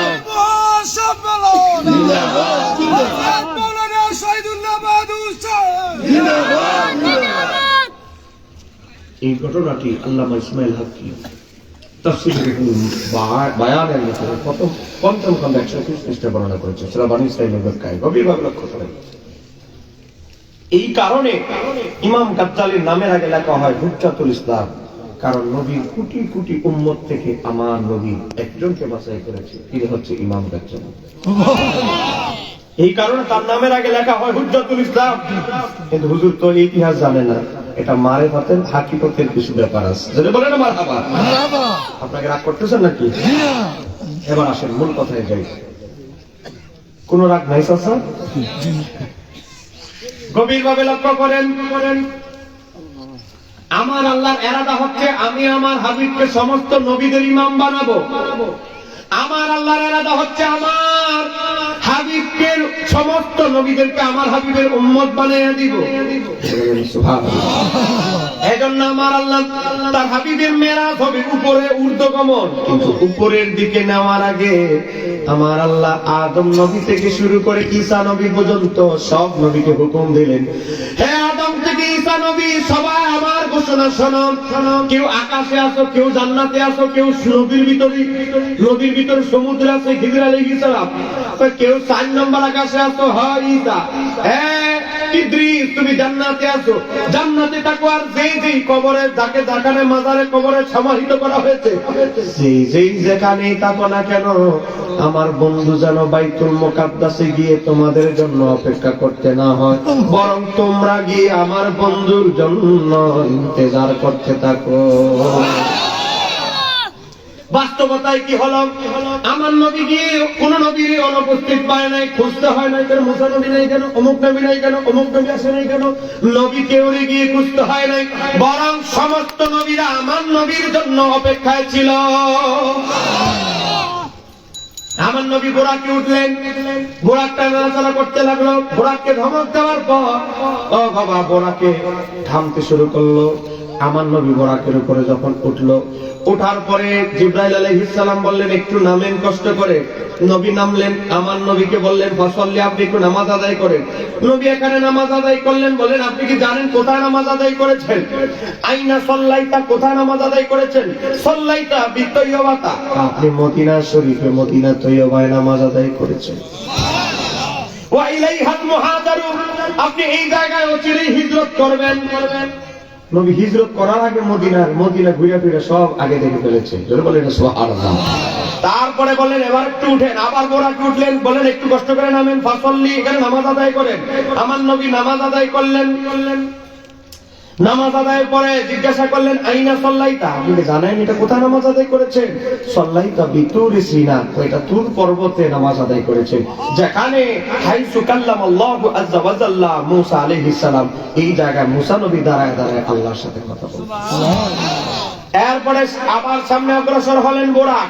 জিবরাইল বলেন একটু কষ্ট করে নামেন, ফাসাল্লি, নবী নামাজ আদায় করলেন। আইনা সাল্লাইতা, কোথায় নামাজ আদায় করেছেন জানেন? সাল্লাইতা বাইতুল্লাহ মিন, কয়টা বাইতুল্লাহ, এই জায়গায় ঈসা নবীর জন্ম হয়েছিল। তোরা বলেন সুবহানাল্লাহ। বাবা এবার আসেন, আমার নবী বোরাকে উঠলেন। বোরাক এত স্পিডে চলছে, শত শত মাইল দূরে বোরাকের দৃষ্টির চোখ যায়। বোরাকের চোখের পাওয়া চোখ যত দূর যায়, বোরাকের কদম সেই জায়গায় পড়ে আসে। এত স্পিডে বোরাক চলছে, এই স্পিডে বোরাকের উপরে আরোহিত অবস্থায় আমার নবী দেখে, সহিহ মুসলিম 2375, আমার নবী বলে মারাতু আলা মুসা, আমি যখন মুসা নবীর কবরের পাশ দিয়ে যাচ্ছি, আমি দেখতে লাগলাম ওয়া হুয়া কাইমুন ইউসাল্লি ফি কবরিহি, উনি ওনার কবরের মাঝে দাঁড়ায় দাঁড়ায় নামাজ আদায় করছেন। এত স্পিডে বোরাক চলে মাটির নিচে। এবারে কবর কি মাটির উপরে হয় না মাটির নিচে? মাটির ভিতরে। মাটির ভিতরে মুসা নবী দাঁড়ায় আছে না শুয়ে আছে? এটা কি মুসা নবী না কোন নবী? তিনি কি করতেছে এটাও আমার নবী বোরাক থেকে দেখে। তাহলে আমার নবীর চোখের সাথে আমাদের চোখের তুলনা চলবে? চলবে চলবে। বাবা এবার আসেন, আমার নবী যখন বাইতুল মুকাদ্দাসে ঢুকলেন, নাসাই শরীফের 450 নম্বর হাদিস বলছি, সুম্মা দাখালতু বাইতুল মাকদিসি, বাইতুল মুকাদ্দাসে যখন ঢুকলেন আমার নবী দেখে ফাজুমিয়া লিল আনবিয়া ওয়া আলাইহিমুস সালাম, আমার নবী গিয়ে দেখে 1,24,000 নবীরা নবীর পিছনে মুক্তাদি হওয়ার জন্য ইন্তজার করতেছে। বাবা আবার আসেন, আমার নবী জিবরাইলকে, আমার আল্লাহ জিবরাইলকে একটা কথা আগে বলে দিয়েছেন, জিবরাইল বাইতুল মুকাদ্দাসে যাওয়ার পর আমার বন্ধু নিজে নিজে ইমামতির মুসল্লায় দাঁড়াতে চাইবে না। আমার বন্ধু আদবের সাগর, আমার বন্ধু চিন্তা করবে ইব্রাহিম পয়গম্বর আছে, আমার বন্ধুর পূর্বপুরুষ ইসমাঈল আলাইহিস সালাম আছে, ওনার পূর্বপুরুষরা সামনে দাঁড়ানো থাকবে প্রথম কাতারে। আমার হাবিব চিন্তা করবে কেমনে সামনে যাই, কেমনে সামনে যাই। জিবরাইল তোমার একটা কাজ করতে হবে, আমার বন্ধু যখন ইমামতির মুসল্লায় যাইবে সংকোচ বোধ করবে, তুমি পিছন থেকে হালকা ধাক্কা দিয়ে নামাজের ইমামতির মুসল্লায় আমার বন্ধুকে অগ্রগামী করে দিবে। নাসাই শরীফ 450। ফাকাদ্দামানি জিবরাইলু, আমার নবীকে জিবরাইল এগিয়ে দিলেন। বাবা হাত্তা আমামতুহুম, তখন আমার নবী ইমামতি করলেন। এই ইমামতির মাধ্যমে নবী কি লাভ করলেন জানেন? সমস্ত নবীদের ইমাম আল্লাহ তার হাবিবকে বানিয়ে দিলেন। নাম্বার 1, 2, নবীর পিছনে যারা নামাজ পড়তো তারা নবীর উম্মত। বলেন নবীর পিছনে নামাজ পড়তো কি কাফের মুশরিক না নবীর উম্মত? নবীর উম্মত।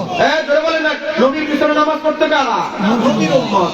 1 রাকাত হোক 2 রাকাত হোক, তো জিবরাইল আলাইহিস সালামের অগ্রগামীর কারণে নবী ইমাম হয়ে সমস্ত নবীদের যে ইমামতি করলেন, নবীর পিছনে যে সমস্ত নবীরা মুক্তাদি হয়ে নামাজ আদায় করলেন, এর মাধ্যমে সমস্ত নবীদেরকে আমার আল্লাহ আমার হাবিবের উম্মত বানিয়ে দিলেন। এবার আসেন, আমার আল্লাহ বলে জিবরাইল, আমার হাবিব একটু ক্লান্ত, ঘুরে ঘুরে আনছো, একটু মেহমানদারি করো। জিবরাইল আলাইহিস সালাম কোন বর্ণনা এসেছে 2টা, কোন বর্ণনা এসেছে 3টা। জিবরাইল আলাইহিস সালাম এক পেয়ালার ভিতরে শরাব নিয়ে আসলেন, আর পেয়ালায় নিয়ে আসলেন দুধ। বাবা, আমার নবী গ্রহণ করলেন দুধ, মদ ফেলে দিলেন, মদ গ্রহণ করলেন না। জিব্রাইল বলে, হযরত আনাস ইবনে মালিক থেকে বর্ণিত, জিব্রাইল বলে, ওয়ালাউ শারিবতাল খামরা, ইয়া রাসূলুল্লাহ, আপনি যদি মদ গ্রহণ করতেন, আপনি মদকে যদি গ্রহণ করতেন, লাগাওয়াইতা ওয়াগাবিয়াত উম্মাতুকা, আপনার উম্মত ধ্বংস হয়ে যেত, মদের প্রতি আসক্ত হয়ে যেত, আপনার উম্মতের অধিকাংশ লোক মদের প্রতি আসক্ত হয়ে যেত। আপনি দুধ গ্রহণ করার মাধ্যমে আমার আল্লাহ আপনার উম্মতের অধিকাংশ লোক পশ্চিমকালেও মদের আসক্ত হবে না। মদখোর থাকতে পারে কিন্তু উম্মতের অধিকাংশ লোক মদখোর হবে না। আপনার দুধ গ্রহণের মাধ্যমে আল্লাহ আপনার উম্মতকে হেফাজত করেছে। আমার নবী গায়েব জানি কি জানে না? আমার নবী জানে ওসিরে মদ হারাম হবে, মদ করবো না, মদ করবো। অথচ তখন মদ হারাম হয় নাই। হ্যাঁ হ্যাঁ, চাচা বুঝছেন। এবার আসেন ইমাম বাইহাকী দালাইল নবর 2 নম্বর খণ্ড 362 হাদিস। এবার আসেন, আমার নবী ঘোড়াকে উঠলেন, রওনা আকাশ পথ। এবার সফর হলো কি পথ? আকাশ পথ। বাইতুল মুকাদ্দাসের কাম শেষ, আকাশ পথ। নবী যখন একটু ঘোড়াকে উপরে উঠলেন, এক বৃদ্ধা মহিলা, বুড়ি, চুলগুলো ঝুলে আছে, নবীর পিছন থেকে সালাম দিচ্ছে। জিব্রাইল নবীকে একটু গুতা দিয়ে সালামের জবাব দেন, নবী জবাব দিলেন। আরেকটু উপরে উঠলেন, একেবারে আকাশের মাঝামাঝি, তখন একজন মানুষ পিছন থেকে হাউ মাউ করে কান্না করতেছে, ডাক দিতেছে। জিব্রাইল গুতা দিয়ে বলে, পিছনে তাকাবেন না, জবাবও দিবেন না। আরেকটু উপরে গেলেন, একেবারে প্রথম আকাশের কাছে চলে গেলেন। যাওয়ার পর, প্রথম আকাশের কাছাকাছি চলে যাওয়ার পর কি হলো জানি? তখন একদল ব্যক্তি নবীকে সালাম দিতে লাগলো। فقالوا تا سلام দিল, আসসালামু আলাইকা ইয়া আউয়ালু, আসসালামু আলাইকা ইয়া আখিরু, আসসালামু আলাইকা ইয়া হাশিরু। সুবহানাল্লাহ। নবীর সালাম দিতেছে, অকুল মাকলুকাতের সৃষ্টি জগতের প্রথম আপনাকে সালাম। নবীদের ভিতরে, নবীদের মাঝে সবার শেষে আগমনকারী আপনাকে সালাম। সুবহানাল্লাহ। ফাকালা লাহু জিবরাইল, জিবরাইল তখন আমার নবীর বললেন, উরদিদিস সালাম, আপনি সালামের জবাব দেন। ফারাদ্দাস সালাম, আমার নবী সালামের জবাব দিলেন। প্রথম আকাশের কাছে যখন পৌঁছে গেলেন, প্রথম আকাশে যখন পৌঁছে গেলেন, আমার নবী জিবরাইলকে বলে, জিবরাইল, আমার 3 জন লোক পিছন থেকে অনুসরণ করলো, 2 জনের জবাব আমি দিলাম, 1 জনের জবাব আমি দিলাম না। ঘটনা কি? 1 জনের বেলা নিষেধ করলা, 2 জনের বেলা আদেশ করলা, ঘটনা কি? জিবরাইল বলে, ইয়া রাসূলুল্লাহ, আপনাকে যে বৃদ্ধা মহিলা সালাম দিয়েছে, এটা আসলে বৃদ্ধা নয়। আমার আল্লাহ পৃথিবীটাকে বৃদ্ধা মহিলার সুরতে তুলে ধরেছে। পৃথিবীটার যত বয়স, বুড়া এই বৃদ্ধা মহিলার তত বয়স। মানে পৃথিবীর হায়াত যেমন একেবারে শেষ প্রান্তে, কিয়ামতের নিকটবর্তী, বৃদ্ধা মহিলার হায়াত একেবারে শেষ লগ্নে চলে এসেছে। আর 2 নাম্বার, পিছন থেকে হাউমাউ করে কান্না করে যে ডাক দিয়েছে, এ হলো মিস্টার ইবলিস। সে আপনাকে পিছন থেকে বাধাগ্রস্ত করতে চেয়েছিল। আর আসমানের প্রথম আকাশের একেবারে কাছাকাছি জায়গায় যে আপনাকে সালাম দিয়েছে, লাইট বন্ধ করো, বন্ধ করো। একেবারে প্রথম আকাশের কাছাকাছি অবস্থায় যারা আপনাকে সালাম দিয়েছে, আসসালামু আলাইকা ইয়া আউয়ালু ইয়া আখিরু ইয়া হাশিরু, তো তারা হচ্ছে 3 জন ব্যক্তি।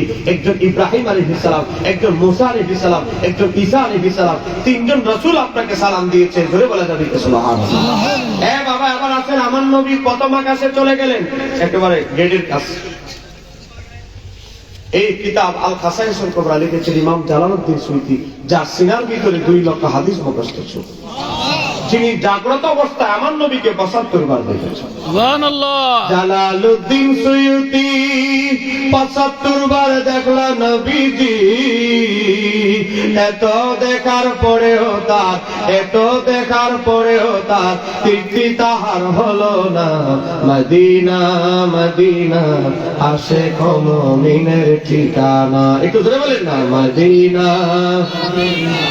আশিক মুমিনের ঠিকানা।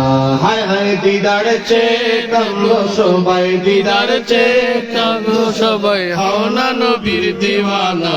মদিনা মদিনা আশিক মুমিনের ঠিকানা। তোমাদের সাথে তোমরাই খাও, 2 জনে বয়ে বয়ে। আসল সময় চা দিতে মন থাকে না। একটা বালিশ দেন ভাই, 2 জনে একটা বালিশ দেন। খাদেমের বয়স কম তো, এখন শিখতে এসে 2-2.5 মাস ধরে এখন শিখতেছি, তাও ভুলে যায়। আপনারা একটু দোয়া করে দিন আমার খাদেমদের জন্য।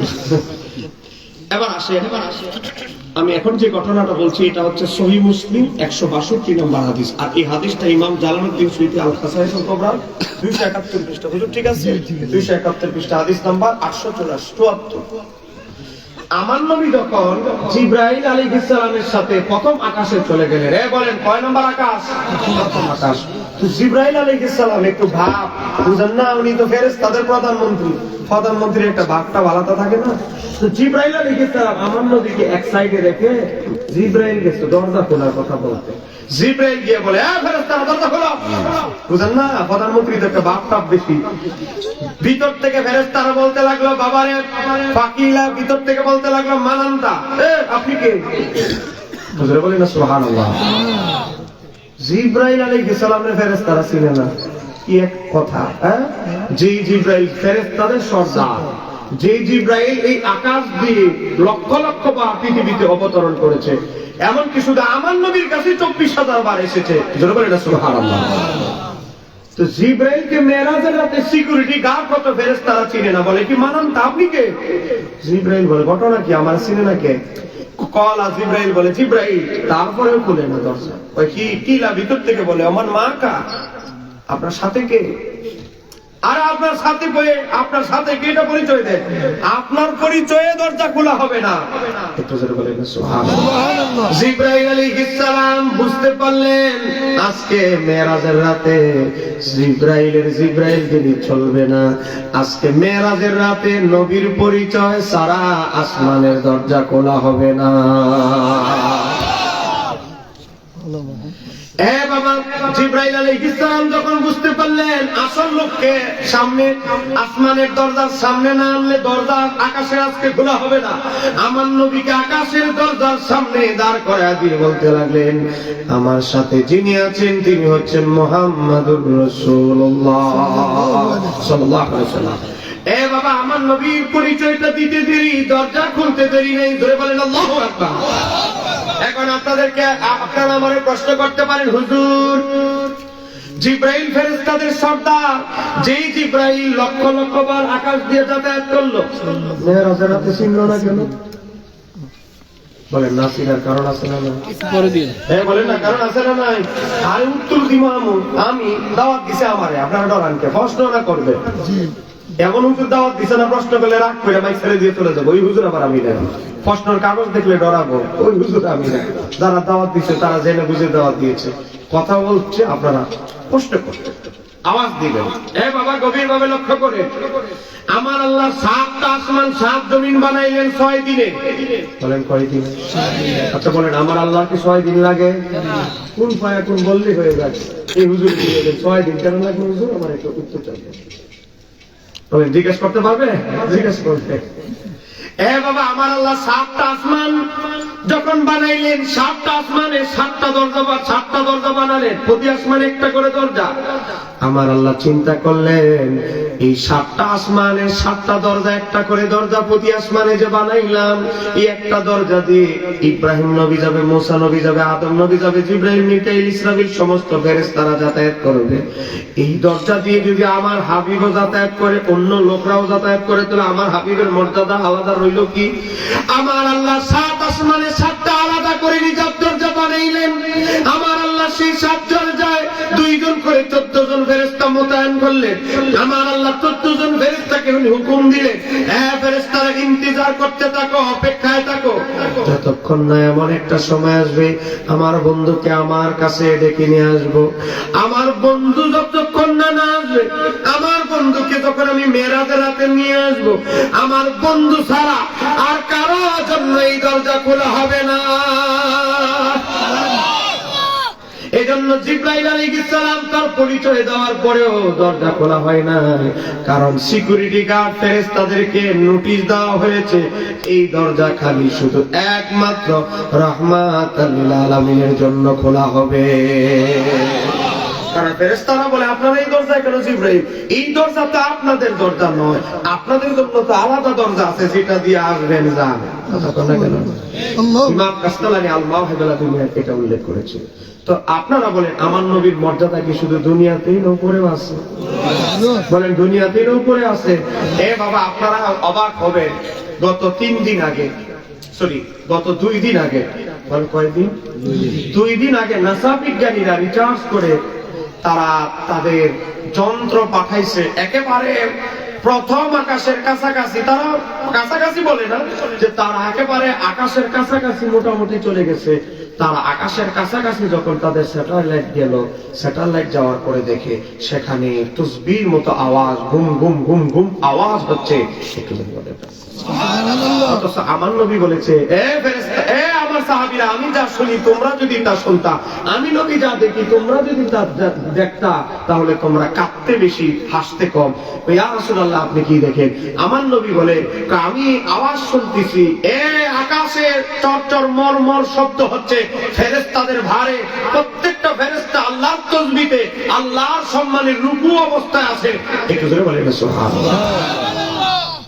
আজকে ফেরেশতাদের আওয়াজ এই বিজ্ঞানীরা রেকর্ড করা শুরু করেছে, রেকর্ড করে নিয়ে এসেছে। আপনি দেখেন সমস্ত বাংলাদেশের সব বড় বড় চ্যানেলে দেওয়া হয়েছে। পাইছেন ভাই আপনি? আমি যদি ভুয়া আওয়াজ করে আমি লেখক মানুষ জিজ্ঞাসা করে, তাহলে আমার নবীর প্রত্যেকটা ভবিষ্যৎবাণী মিথ্যা না সত্য? সত্য। বলেন মিথ্যা না সত্য? সত্য। অথচ এই ভবিষ্যৎবাণী একমাত্র 1,24,000 নবীদের ভিতরে আমার নবী শুরু করেছে, কারণ আমার নবী সে আওয়াজ নিজের কানে শুনতেন। সুবহানাল্লাহ। আর বিজ্ঞানীরা যন্ত্র বানায় আওয়াজ শোনার ব্যবস্থা করতেছে, আর আমার নবী জমিনে দাঁড়ায় আওয়াজ শুনতেন। একটু জোরে বলেন আল্লাহু আকবার। এভাবে গভীরভাবে লক্ষ্য করেন, প্রথম আকাশে আদম আলাইহিস সালামের সাথে সাক্ষাৎ হয়ে গেল সমস্ত নবীদের থেকে। 1,24,000 নবীদের থেকে আমার আল্লাহ 8 জন নবীকে বাছাই করলেন। বলেন কয়জন? 1,24,000 নবী আল্লাহ মনোনীত করছে মাত্র 8 জনকে। প্রথম আকাশে, হে আদম তুমি দাঁড়ায় থাকো, আমার বন্ধুর জন্য দরজা খুলতে দেরি হবে, মারহাবা বলতে দেরি করবে না। দ্বিতীয় আসমানে, চতুর্থ আকাশে ছিল ঈসা আলাইহিস সালাম, এখনো আছে। কয় নাম্বার আকাশে? চতুর্থ আকাশে। কিন্তু উনারে মেরাজের রাতে পুষ্টি ফলাই দিস, তুমি চতুর্থ আকাশে বহুত দিন আছিলে, এখন 2 নম্বরে আস। একটু জোরে বলতেন না? চতুর্থ আসমানে বহুত কাটাইছো, এখন 2 নম্বরে নামো, নিচে নামো। নিচে নেমে ঈসা তুমি আমার হাবিবকে মারহাবা বলার জন্য ইন্তজার করতে থাকো। জোরে বলেন না সুবহানাল্লাহ। ঈসা আলাইহিস সালাম আয়েশা দেহে ওনার জন্য আরেকজন অপেক্ষা করতেছে, ওনার খালাতো ভাই হযরত ইয়াহিয়া আলাইহিস সালাম। 2 জন আপন খালাতো ভাই, একটা আপন খালাতো ভাই। 2 জনে ভালোই কইছে, আল্লাহ তো ভালোই মিলাই দিয়েছে, 2 জন খালাতো ভাই একসাথে হয়ে গেছে। 2 জনে অপেক্ষায় আছে, দরজা 2 পাশে 2 জনে দাঁড়ায় আছে, আমার নবীর জন্য দরজা খোলা হবে, মারহাবা বলতে চাইবে। 3 নম্বর আকাশে দেখা হলো ইউসুফ নবীর সাথে, 4 নম্বর আকাশে ইদ্রিস নবীর সাথে। অথচ ইদ্রিস আলাইহিস সালাম 4 নম্বর আকাশের লোক নয়, 4 নম্বর আকাশে নয়, ইদ্রিস আলাইহিস সালাম এখনো আছেন জান্নাতে। বলে ইদ্রিস আলাইহিস সালাম আছেন কোথায়? জান্নাতে। ইমাম সুয়ুতী যেখানে আছে কিতাবটা তাফসীরে দুরুল মানসুরে নকল করেছে, ইদ্রিস আলাইহিস সালামের মজলিসে আজরাইল মাঝে মাঝে সময় পেলে আসতো। এ ভাই আওয়াজ করবেন না ভাই, প্লিজ প্লিজ, এখন বাজে 44, আমার কাছে আর 16টা মিনিট আছে, একটু ভাই আওয়াজ করবেন না বাবারে বসে। 44 বাজে, 11:46, একটা আওয়াজ হবে না, আমি 10 মিনিটের ভিতরে ওয়াজ ক্লোজ করছি। এবার আসেন, ইদ্রিস আলাইহিস সালামের মজলিসে আজরাইল মাঝে মাঝে আসতো। তো ইদ্রিস নবী অনেক জ্ঞানী মানুষ। এই যে আমরা লেখালেখি করি না, লেখা, এই লেখা সর্বপ্রথম পৃথিবীতে আবিষ্কার করেছে ইদ্রিস আলাইহিস সালাম। লেখা যে একটা জ্ঞান, দেখে যে মনের ভাব প্রকাশ করা যায়, এটা আবিষ্কারও হযরত ইদ্রিস আলাইহিস সালাম। তো ইদ্রিস আলাইহিস সালাম দেখলেন যে একটা লোক অস্বাভাবিক, খায় না, পরে না, অন্যান্য মানুষ ঘামে, লোকটা ঘামে না, তার আলামত গুলো হচ্ছে মানুষ থেকে ব্যতিক্রম। ইদ্রিস নবী বুঝে ফেলছে এটা মানুষ না। ইদ্রিস আলাইহিস সালাম বলে, তোমার পরিচয় দাও, তুমি কে? বলে, আপনি ঠিকই বুঝতে পারছেন আমি মানুষ না, আমি হচ্ছে আল্লাহর ফেরেশতা হযরত আজরাইল আলাইহিস সালাম। তুমি আজরাইল? তোমার তো দেখতে অনেক সুন্দর, সুদর্শন। আমি আজরাইল, কারো জন্য জম, কারো জন্য একেবারে সুফি দরবেশের মতো। একটু জোরে বলেন না সুবহানাল্লাহ। হযরত ইদ্রিস আলাইহিস সালাম বলতে লাগলেন, আজরাইল তুমি যেহেতু আমার মজলিসে আইসেই পড়ছো, একটা উপকার করে দাও। ওই কি? আজরাইল, আমার মৃত্যুর ভয় কলবে যেন বেশি বেশি জাগ্রত হয়, তুমি একবার একটা কাজ করো, আমার রুটা কবজ কইরা আবার আমার দেহের ভিতরে রুটা দিয়ে দিবে। কয় আমার কাছে এখনো নোটিশ আসে নাই, আপনার মৃত্যু পরোয়ানা তো এখনো আসে নাই। কারণ আমি হুকুম দিয়েছি, জীবন হইলো আমার, আমি দায় যদি নেই, তোমার কোনো অসুবিধা আছে? তুমি আমার রুটা কবজ করো, আবার তুমি আমার দেহের ভিতরে রুটা দিয়ে দিলে। রু কবজ করলো, রু কবজ করার পর আবার রুটা দিয়ে দিল। ইদ্রিস আলাইহিস সালামকে আজরাইল বলে, আজরাইল বলে, ও আল্লাহর নবী ইদ্রিস, আপনি বলেন তো আপনার রুটা তো কবজ করলাম, কেমন অনুধাবন হলো? আজরাইল আলাইহিস সালামের প্রশ্নের জবাবে হযরত ইদ্রিস আলাইহিস সালাম বলে, চামড়া জীবন্ত মানুষের শরীর থেকে টেনে টেনে চামড়াগুলো ছুলায় ফেললে, তুলে ফেললে যেরকম ব্যথা অনুভব হয়, আমার তদ্রুপ কষ্ট অনুভব হয়েছে। এ বাবা, আর আজকে উম্মতে মুহাম্মাদি হওয়ার কারণে আপনি যদি নেককার পরহেজগার হতে পারেন, আল্লাহ আপনাকে ইহসান করবে। এটা আমরা সম্পূর্ণরূপে এই দয়াটা অনুভব করেছি নবীর উসিলায়। সুবহানাল্লাহ। আমার বাবার ভাইরা, ইদ্রিস আলাইহিস সালাম তো এখন মারা যাওয়ার পরে আবার জিন্দা হয়ে গেলেন।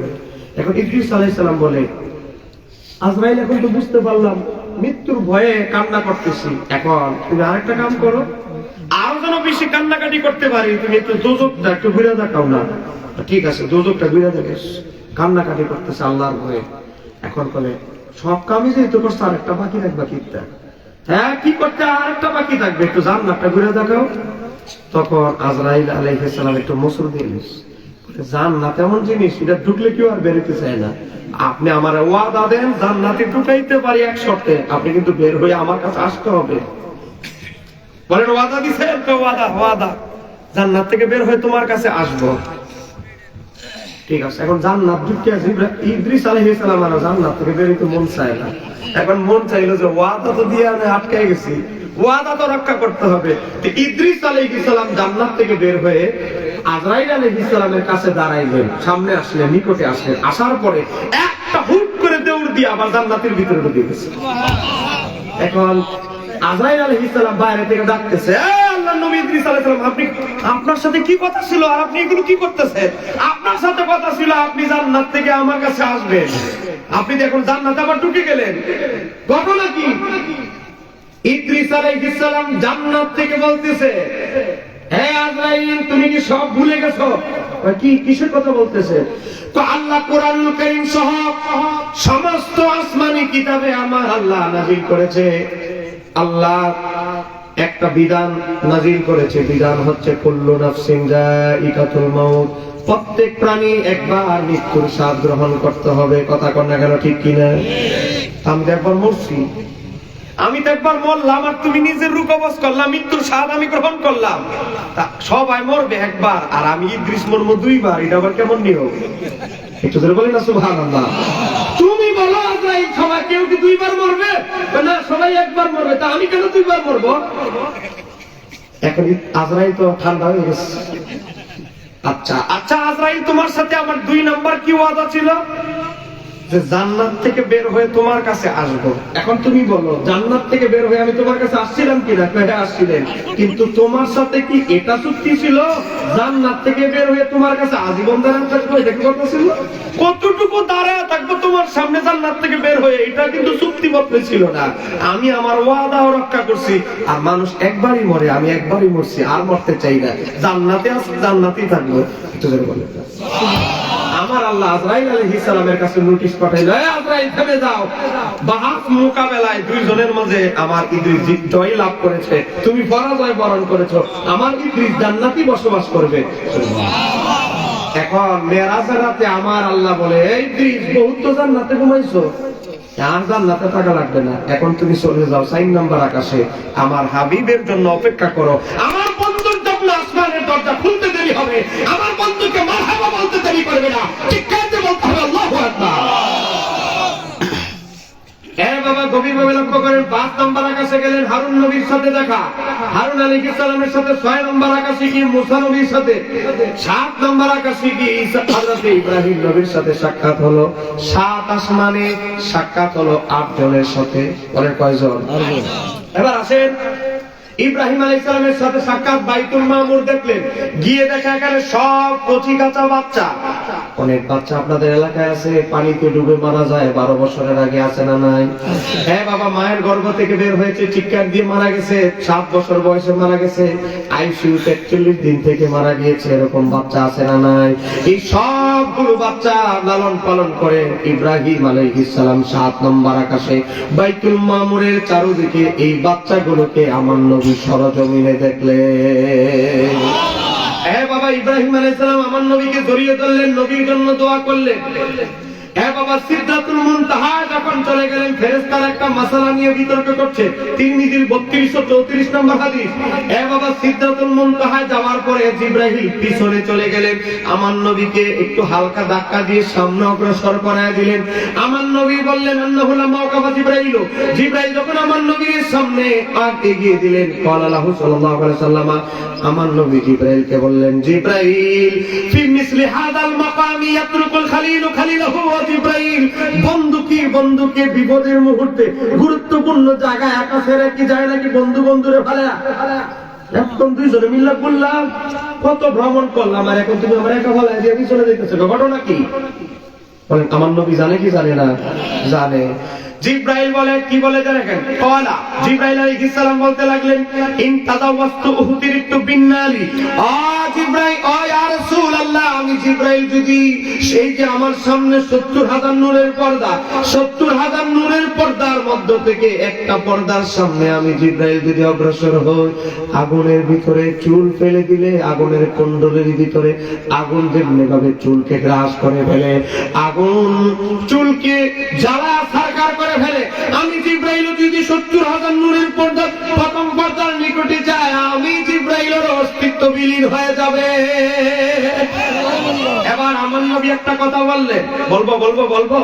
আমার নবী জিবরাইলকে বললেন, ফাকালান নবী সাল্লাল্লাহু আলাইহি ওয়াসাল্লাম, আমার নবী জিবরাইলকে বললেন, ইয়া জিবরাইল হাল্লাকা মিন হাজাতি ইলা রাব্বিকা।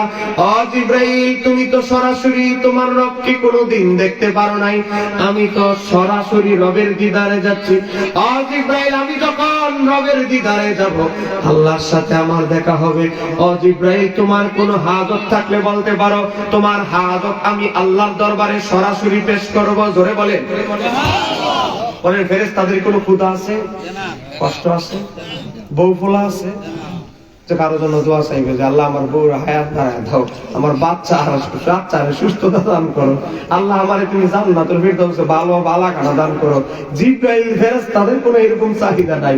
তা আমার নবী বলে, এ জিবরাইল, ইয়া জিবরাইল হাল্লাকা মিন হাজাতি ইলা রাব্বিকা, রবের কাছে কি তোমার কোনো হাজত আছে? ক্বালা জিবরাইল আলাইহিস সালাম বলতে লাগলেন, ইয়া রাসূলুল্লাহ, আমি জিবরাইলের রবের কাছে জীবনে একটাই মাত্র চাওয়া, আমার আল্লাহ আমারে 600 পাখা দিয়েছে। এই 600 পাখা দিয়ে আমি জীবনে অনেক দায়িত্ব পালন করেছি। কিয়ামতের ময়দানে আমার এই পাখাগুলো আর কোনো কাজে লাগবে না। আমি জিবরাইল আল্লাহর কাছে একটাই চাওয়া, আপনার মাধ্যমে আমি আল্লাহর কাছে জিনিসটা চাই, তো সেটা হচ্ছে তাইকিব আন আওসাতা জানাইহি আলা সিরাতিল উম্মাতিকা। হাসরের ময়দান যখন কায়েম হবে, আমার এই 600 পাখাগুলোকে যেন আমার আল্লাহ একটা ভালো কাজে ব্যবহার করে, সেটা হচ্ছে আমার এই 600 পাখার উপর দিয়ে যেন আমার এই 600 পাখা যেন পুলসিরাতের উপরে ফিটিং করা হয়, বসানো হয়, আর আপনার উম্মত যেন আমার এই পাখার উপরে দৌড় দিয়ে যেন জান্নাতে ঢুকে যেতে পারে। আল্লাহু আকবার।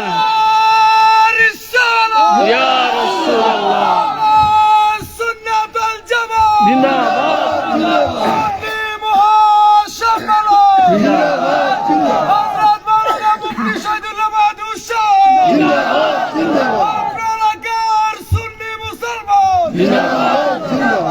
পবিত্র মেরাজুন নবী, মহাপবিত্র মেরাজুন নবী। এই ঘটনাটি এসেছে নবীর আরবি ভাষায় নবীর জীবনের রূপে লেখা সেরা 5টা জীবনী কিতাবের একটা হচ্ছে সিরাতে হালাবিয়া, 1 নম্বর খন্ড 565 পৃষ্ঠা এসেছে। সময় কম, আমার নবীর জন্য আনা হলো নতুন বাহন। এতক্ষণ ছিল বোরা, এখন আসছে রফরফ।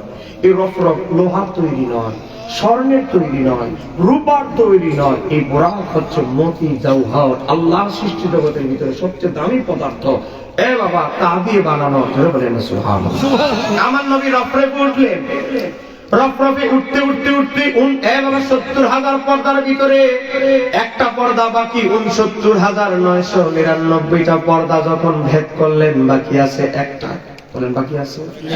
আমার আল্লাহ তখন আওয়াজ দিলেন, কিফ কিফ কিফ, হ্যাঁ আমার বন্ধু, আমার হাবিব, এখানে দাঁড়ান, এখানে দাঁড়ান, পর্দার একটা বাকি আছে, ভেদ করবেন না, এখানে দাঁড়ান। ও আমার বন্ধু, এখানেই অপেক্ষা করেন। ফাইন্না রাব্বাকা ইউসাল্লি, এই মুহূর্তে আপনার রব আপনার প্রতি দুরূদ পড়তেছে।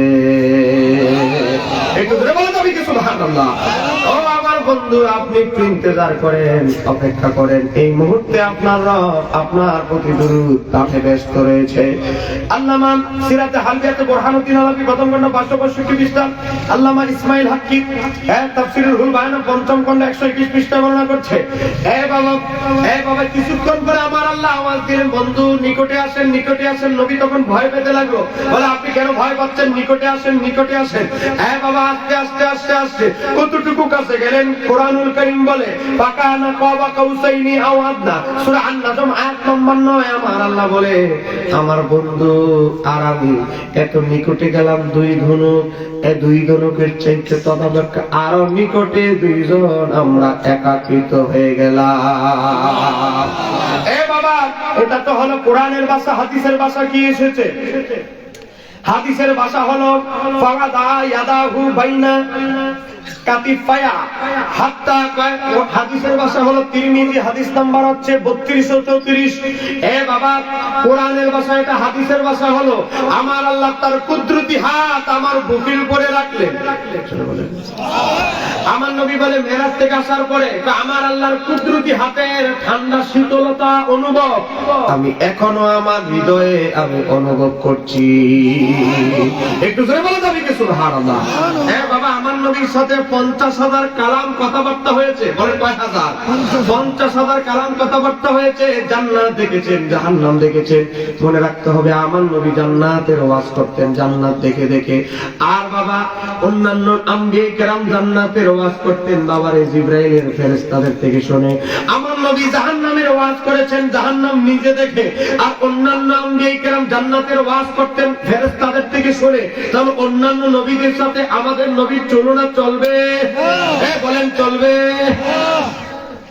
আমার বাবারা ভাইয়েরা, 50 ওয়াক্ত নামাজ দিয়ে নিচে চলে এসেছেন 6 নম্বর আকাশে।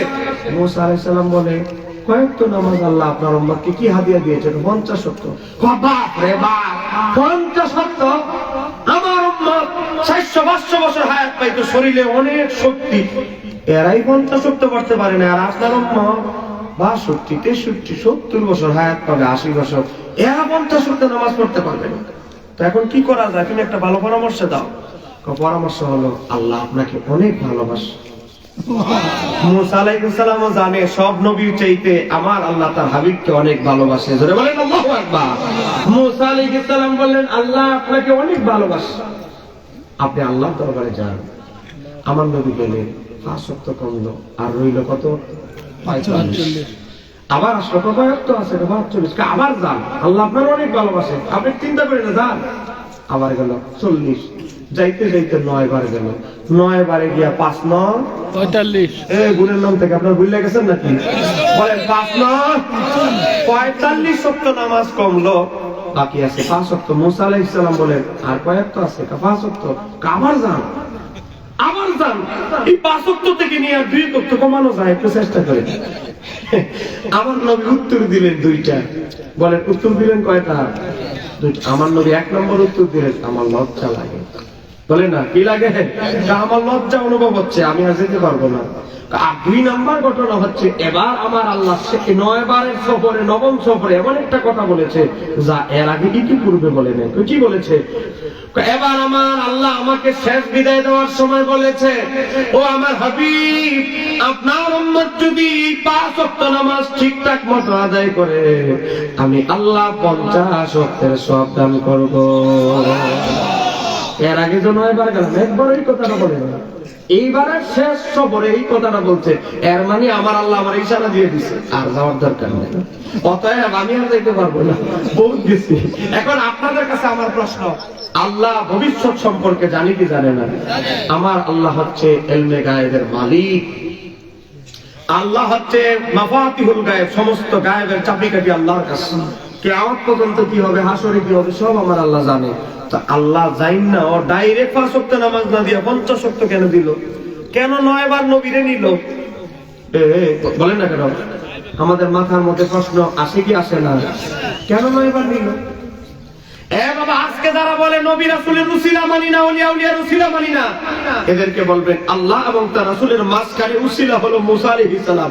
মুসা আলাইহিস সালামের উসিলা আমার নবী 9 বার যায় 45 ওয়াক্ত নামাজ পড়লো। তো তুমি যদি নবী রাসূলের উসিলা না মানো, এই হুজুরে বলবেন ওই মোল্লারে এখন থেকে তুই 50 ওয়াক্ত নামাজ পড়। কারণ তুই যেহেতু নবী রাসূলের উসিলা মানস না, তো উসিলা বাদ দিলে তো মুসা আলাইহিস সালামের উসিলা বাদ, তাহলে তুই 50 ওয়াক্ত নামাজ পড়। আর 50 ওয়াক্ত নামাজের নামগুলো বলতে হবে তালিকা, আর কোন কোন টাইমে পড়বি এটা আমাদের জানাই দে। খুঁজে পাওয়া যাবে একজনও? বলেন, এই প্রশ্ন করলে কি খুঁজে কাউরে পাওয়া যাবে? ফতুয়া তার পকেটে না, ফতুয়া চিন্তা করবে কোন জায়গায় সমুদ্রে নিয়ে ফেলাই দেওয়া যায়, বাঁচি জীবন বাঁচানো খরচ। 50 ওয়াক্ত তারপরে পড়া যাবে। বাবা, ইমাম কাস্তালানি আল মাওয়াহিবুল্লাহ দুনিয়া লেখেন, আমার আল্লাহ তার হাবিবকে একবার দেখে আমার মাওলার তৃষ্ণা মিটে নাই। আমার আল্লাহর চিন্তা হলো, আমি যদি একবারে 5 ওয়াক্ত দেই, আমার বন্ধু কমানোর জন্য আমার কাছে আর বারবার আসবে।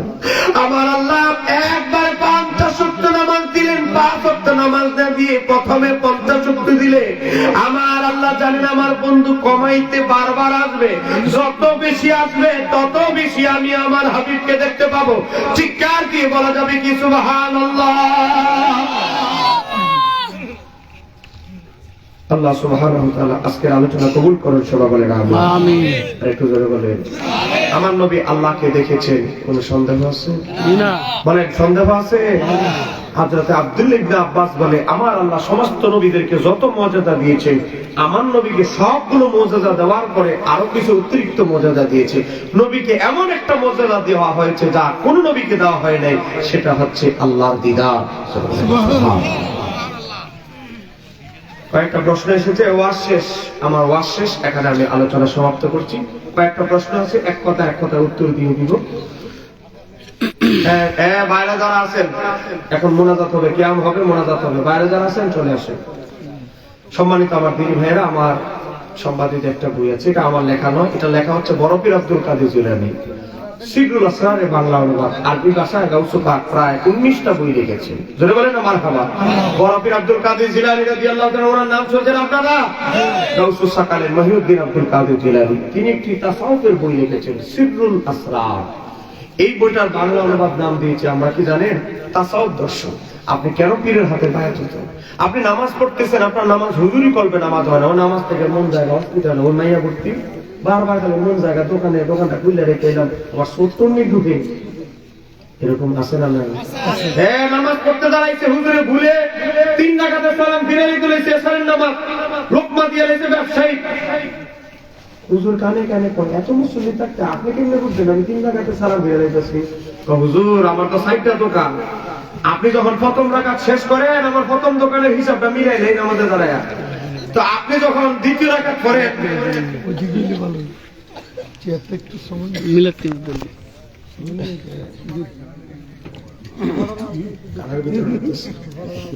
শুরু হয়ে গেছে। এই এটা তো টিস্যু দেন। এটা কুয়াশা ত্রেফাল দিলে সুন্দর। এখন মাহফিল করলে ত্রেফাল দিতে হয়। আচ্ছা, সিটটা রাখতে হবে।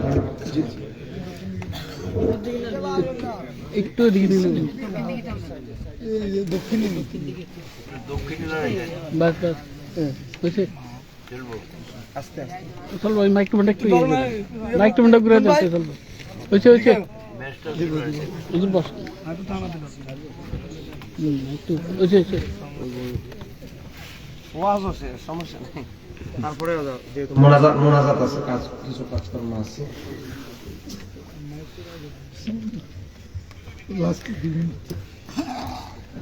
এই চাটা ফলে হুজুর, চাটা ফলে